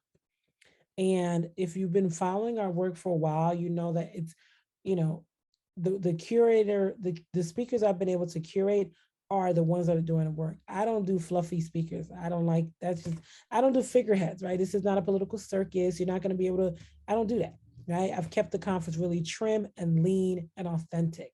And people are like, you don't charge for this? And I'm like, I'm never going to charge. Why should I charge? When I can get sponsorship. Why would I do that? How am I going to charge my target audience, which is Black and brown birthing people, to come hear about disparities, and I'm going to charge them? No, we're not doing that. I'm never going to charge from this conference. I probably could make a killing, but I'm never going to do it. Because for what? Take the money from the people that don't need it and put it to their needs. That just makes sense to me. So the conference is free. It's always going to be free. It's virtual this year. We are still in a pandemic, even though we're relaxing our policies. That's another conversation for another day. But it's virtual, and registration is open. And you can follow us on social media for more information. The conference handles on Twitter, Instagram are BMM, Black Mamas Matter, BMM Tufts, right? BMM Tufts. And it's April 8th. It's 10 a.m. to 5 p.m. We have a slew of speakers. I'll get on and open. We have some yoga and deep breathing. Like it's a dope agenda. And it's been really, really intentionally curated to center Black birthing people. So it's a good agenda. I'm excited about it and happy to answer any questions. You can also send an email, bmm@tufts.edu. Somebody from the planning committee or my project manager will get back to you. And yeah, we are happy to open registration. We opened it about 2 weeks ago. We already have almost 300 people registered. The numbers are going to go way, way up. We're going to get into the thousands. And I think for me, to be able to have that space is so important. And people can come and stay as long as you can. If you can do it all, it's on Zoom. You can be there the whole day or for one session. Or I really want to hear Dr. Rachel Hardiman speak. Shout out to Rachel from Minnesota. I really want to hear Dr. Zaya Malawa from San Francisco. I really, really want to hear, Rep. Alma Adams from North Carolina. Then come for those sessions and get what you need, right? And so, or if you have the time, stay for the whole day. But yeah, it's a good conference, and follow our social media, follow our website. You'll get all the information you need. Awesome, awesome. Well, thank you for sharing that. And I'm sure that you're going to get well over 1,000 people to Yes, go to that conference. yes, that's what And we want. I completely, Thousands. and I completely understand why you want to have this as a free event, and because Yeah. it would be very inequitable if that was the case, that Can that you was paid. imagine charging for this? But I get that question every year, and I'm like, I am in Boston. Money is falling from the trees here. You just got to shake the right trees. I'm never going to charge for this. No. So it's Absolutely. free. Will always be free. Absolutely, absolutely. Well, I will link to all of those in the description and the show notes, so Yes. anyone that's interested, so definitely check that out. I'm gonna check Thank my you. calendar to see if I have space, and Yes, you I'll definitely should. attend as much as Oh, I great. can. That's for sure. Excellent. That's for sure.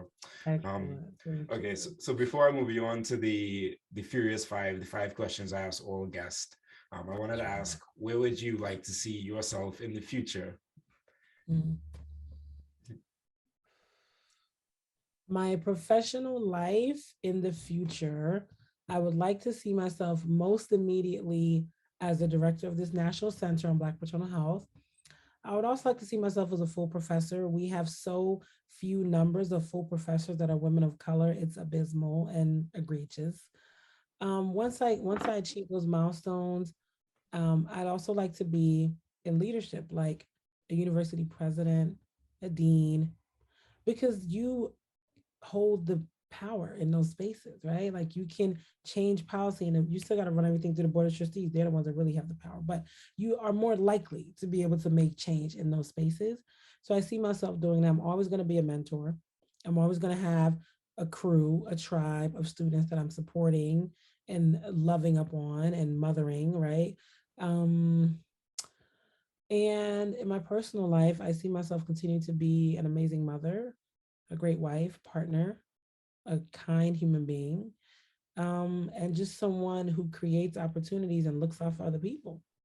I put people on. I'm a connector, I'm a resource person. The glass is always half full.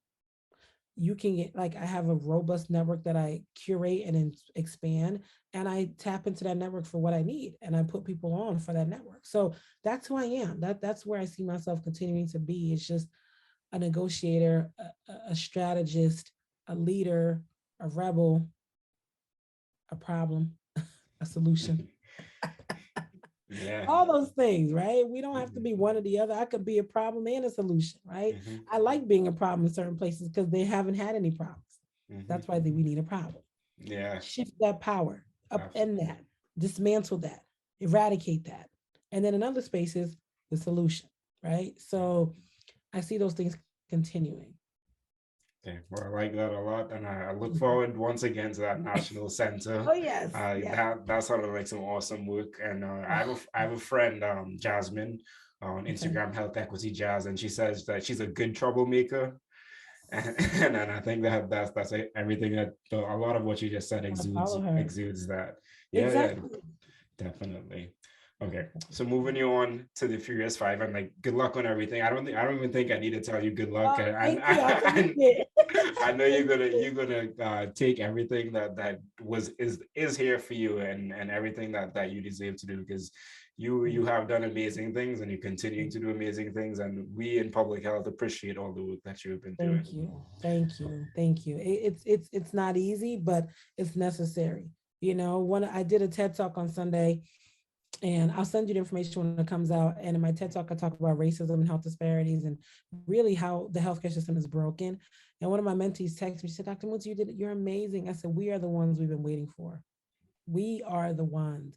Nobody's coming to save Black and brown birthing people. Nobody's coming to, we are the ones. This is the time. So We've been true. prepared and called for such a time as this. So true. So true. Right.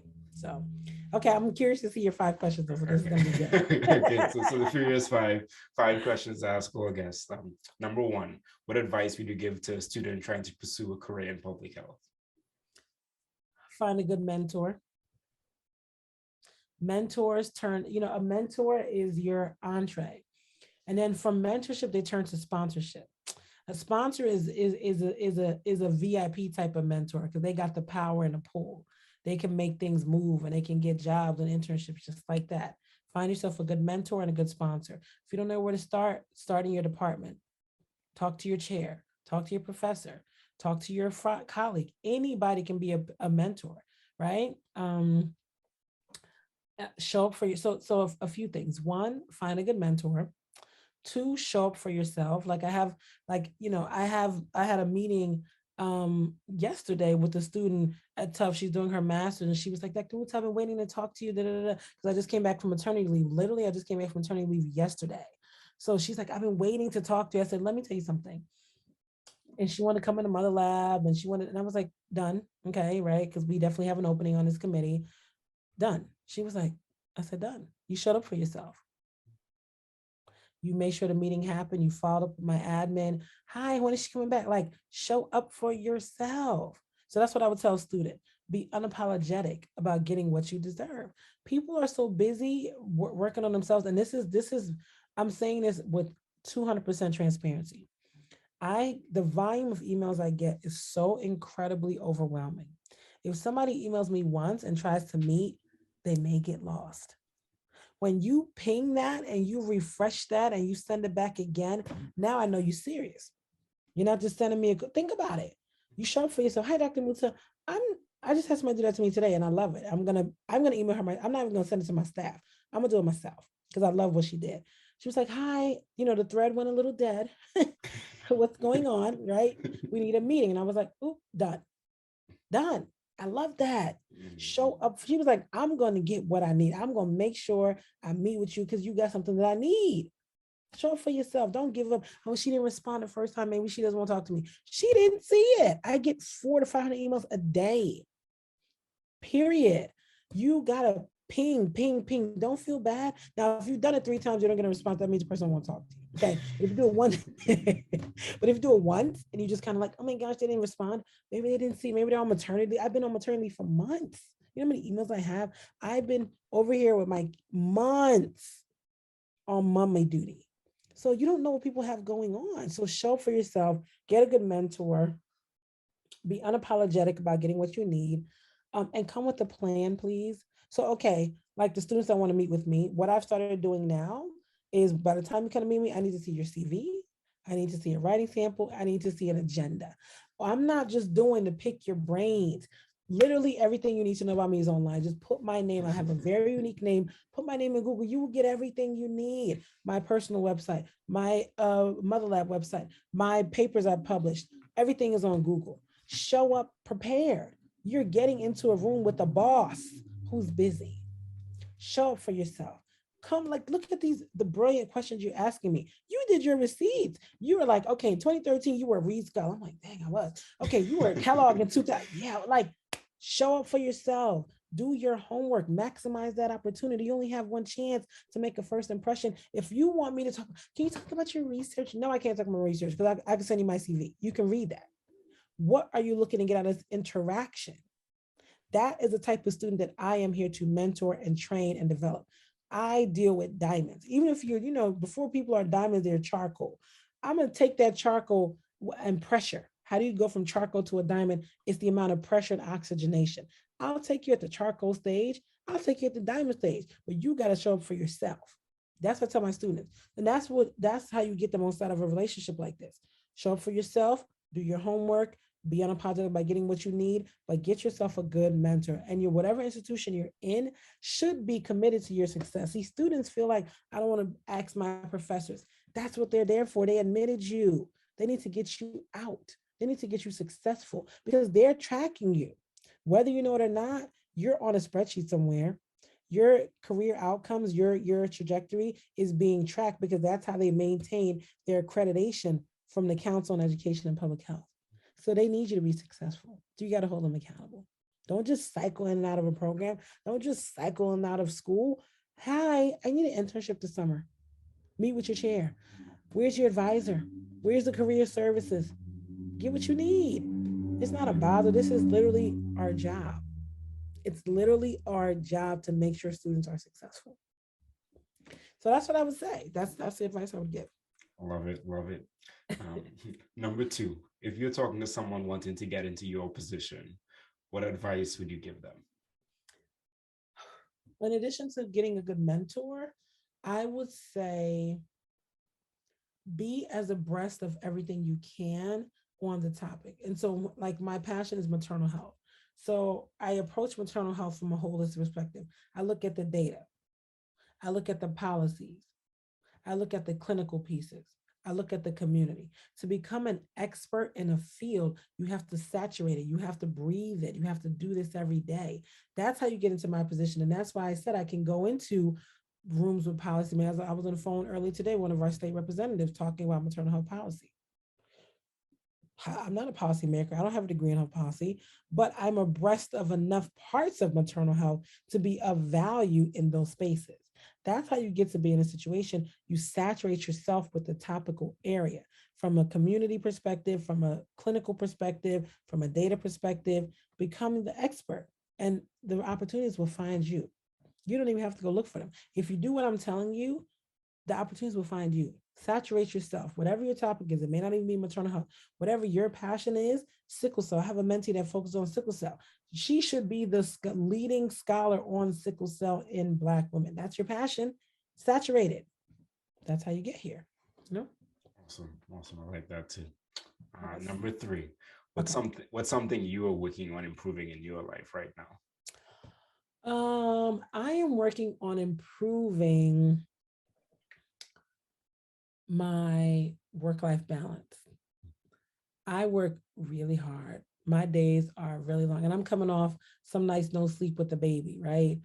Mm-mm. That's not how you get to the finish line. You get to the finish line by putting boundaries. So I literally was just telling my husband today, I said, I'm going to change how I work. And I have to tell all my staff this, like, I'm going to have dedicated meeting days, dedicated writing days, dedicated family days. I'm not going to be bleeding all this stuff together. Mm-mm. My kids need me. I need myself. Hubby needs me. My family needs me. Like, I have to streamline. So that's something I'm working on. When you're so big and you've been called in so many spaces, you have to prioritize. And for me, it's about taking control of my week and looking at my calendar and saying, you know what? Does that meeting have to happen this week? No. It can happen next week or it can happen in 2 weeks. I'm getting really good at that now. Everything doesn't have to happen today. I let emails sit. I used to never let you. I used to feel like I had to get my email all the way. No, not anymore. So that's something I'm working on is creating spaces of peace and prioritizing myself. Before I got on this call, I had been in like a series of meetings, and I looked. I was like, "Ooh!" Jumped on the Peloton, did a run, get that heart rate up. Right? I got to be here for my kids. I'm trying to be dancing on my son's wedding. They're like, "That's your mom on the dance floor." Mom still got it. Okay. Pour into yourself. Do something every day that gives you joy. That's what I'm working on. It's like, how do I show up in all these other spaces, right? Continue to be a great mother, do the tummy time with the baby, watch Sesame Street with my other son, watch a movie with the husband. I build in the date nights. I'm like, babe, we going out this weekend. Like, we're parents we have young kids, but that's still my partner, right? Like, I can't just, it's not all about poop all the time. Who's changing the latest poop? No, right? I'm learning how to have a full life. It's in my every part of my life is so full. My career is exploding, my research is exploding, my family is exploding. You have to have a plan, right? For sustainability and frankly for your own sanity. So that's what I'm working on. Reorganizing my life, my calendar, my priorities, turning things down. I just turned down a speaking engagement, I don't know, last week because the honorarium was not my price. And now Didi of yesterday would have taken it, right? It was all expenses covered. We could put you up in a hotel. Yesterday's price is not today's price. You want to book me for a keynote? Run my money. A panel? Run my money. You want to pick my brain? Run my money. A lot has gone into this. This I didn't get here by accident. We spent the past hour talking about this very intentional journey to success and leadership and being this national figure in maternal health. I didn't wake up one day and do that. that comes with the price tag. I don't do can we have lunch? No, I can buy my own lunch, but I can invoice you for my time. That's where I'm at. And I don't feel any kind of way about that, because if you don't prioritize yourself, you'll never get there. Yeah. I turned down a keynote, all expenses. I just turned it down. And that was new for me, because I'm like, oh man, and it was in a city. I had a lot of friends. I'm like, I could go see my friends. They want you, they'll come back with a higher budget. That's happened before. I've turned down places, thank you, but no. And they're like, Dr. Amutah, we found money. I'm sure you did, because you had it all along.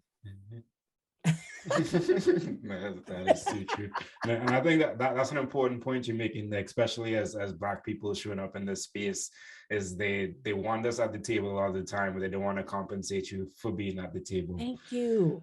You want me to fly across the country, leave my kids for that? And again, I'm saying this, everything is relative, right? Like, I do understand the position of privilege I'm in to be able to negotiate. Like, that's not lost on me. I didn't grow up like that. I told you I grew up in Trenton, so this is new to me, right? But not like, oh, she bougie. I just started getting here. Okay. I didn't grow up like that. Okay. But it does feel good to be able to value and honor yourself in that way, and honor your expertise, and honor your credentials and the work that you've done to get to that place. That feels really good. And I tell all my mentees, like, yesterday's price is not today's price. If you don't got the bread, I'm not coming. That's it. And I don't feel bad about that anymore. So that's another thing I'm working on, is like, continuing to own that power. When you're so few women of color in these spaces, it can be a little intimidating. But now I walk in a room with my head up, chest out. I look people in the eye, give a firm handshake. I'm supposed to be here just like you're supposed to be here. I follow Lovey Ajayi on Twitter. She's Nigerian as well. She posted something the other day that said, I'm supposed to be in every room I show up in. I'm supposed to be here. I'm supposed to be in every room. It's not an accident. I didn't fall in the door. I'm supposed to be here. So that's what I want your listeners to think about. Every room you find yourself in, you're supposed to be there. It's not an accident. You don't walk in with imposter syndrome. You walk in with your head held high. You know whose ancestors, whose lineage you come from? Greatness. Okay? So that's the conversation that we need to be having, is how do we continue these conversations around work-life balance and honoring our backgrounds and our histories, right? That's what I'm doing now, creating this balance for myself. Absolutely. Number 4, professionally, do you recommend anything outside of people attending the Black Maternal Health Conference on April 8th? Yeah, I think people should get involved in a professional association, right? Like, we in public health have the American Public Health Association. Join it, particularly as a student, because the membership is cheaper. You get opportunities for mentorship, professional development, right? Like, do those types of things to further your network, increase your network. So I would definitely tell people that they should be members of APHA. I would also tell people to get a mentor. I'd also tell people to be abreast of your field, like read papers that are interesting to you, reach out to the authors of these papers, right? Like, if there's a paper that you read from Dr. Jackson at Cal State, send them an email. Dr. Jackson, I really enjoyed your recent article in the journal of blah, blah, blah. Do you have 10 minutes for a call? Everybody has 10 minutes. Number one. Number two, academics, we're so egotistical. Oh my gosh, they read my paper. Of course, it's all about us at the end of the day, right? Of course, we're academics, we have this ego. Yeah. So that's what I would say, do. Show up for yourself, go to these professional conferences, and also, do the work in a way that people are looking for you. You hit that point of saturation, you hit that place of success because you've done the work. That's what I would say people should do. Become your expert, create a lane only for yourself. So. Absolutely, love that. And then last but not least, where can people connect with you?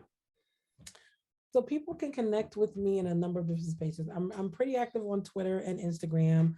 I also have a couple websites I'd recommend to people, www.ndidiamutahphd.com. It's literally my first name, Ndidiamutah, ndidiamutahphd.com.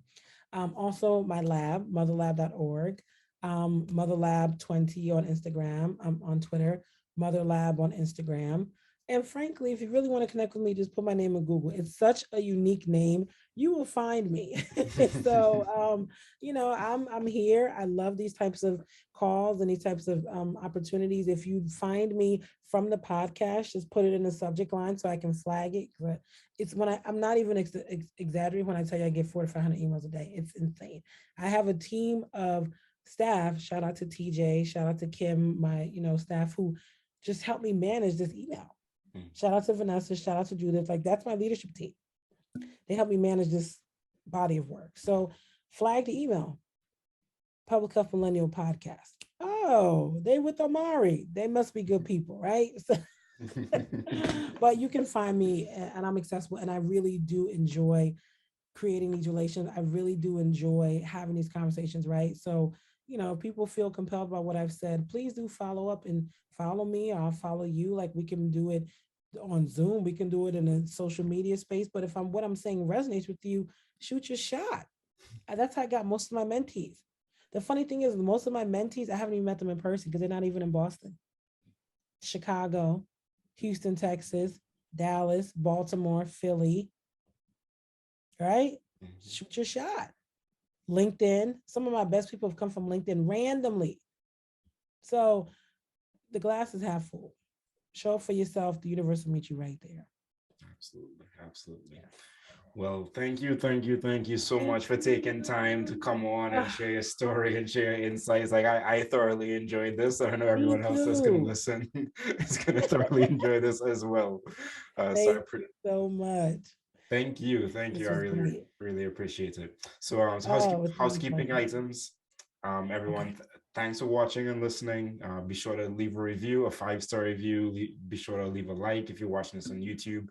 Share it with a friend so that it gets out to more people, especially this story. The story is an awesome story. And I definitely know you have a friend who can get some value from it. So be sure to do that. And if you'd like to support, you can go to the phmillennial.com/support and support there. But I will see you all next week. Peace.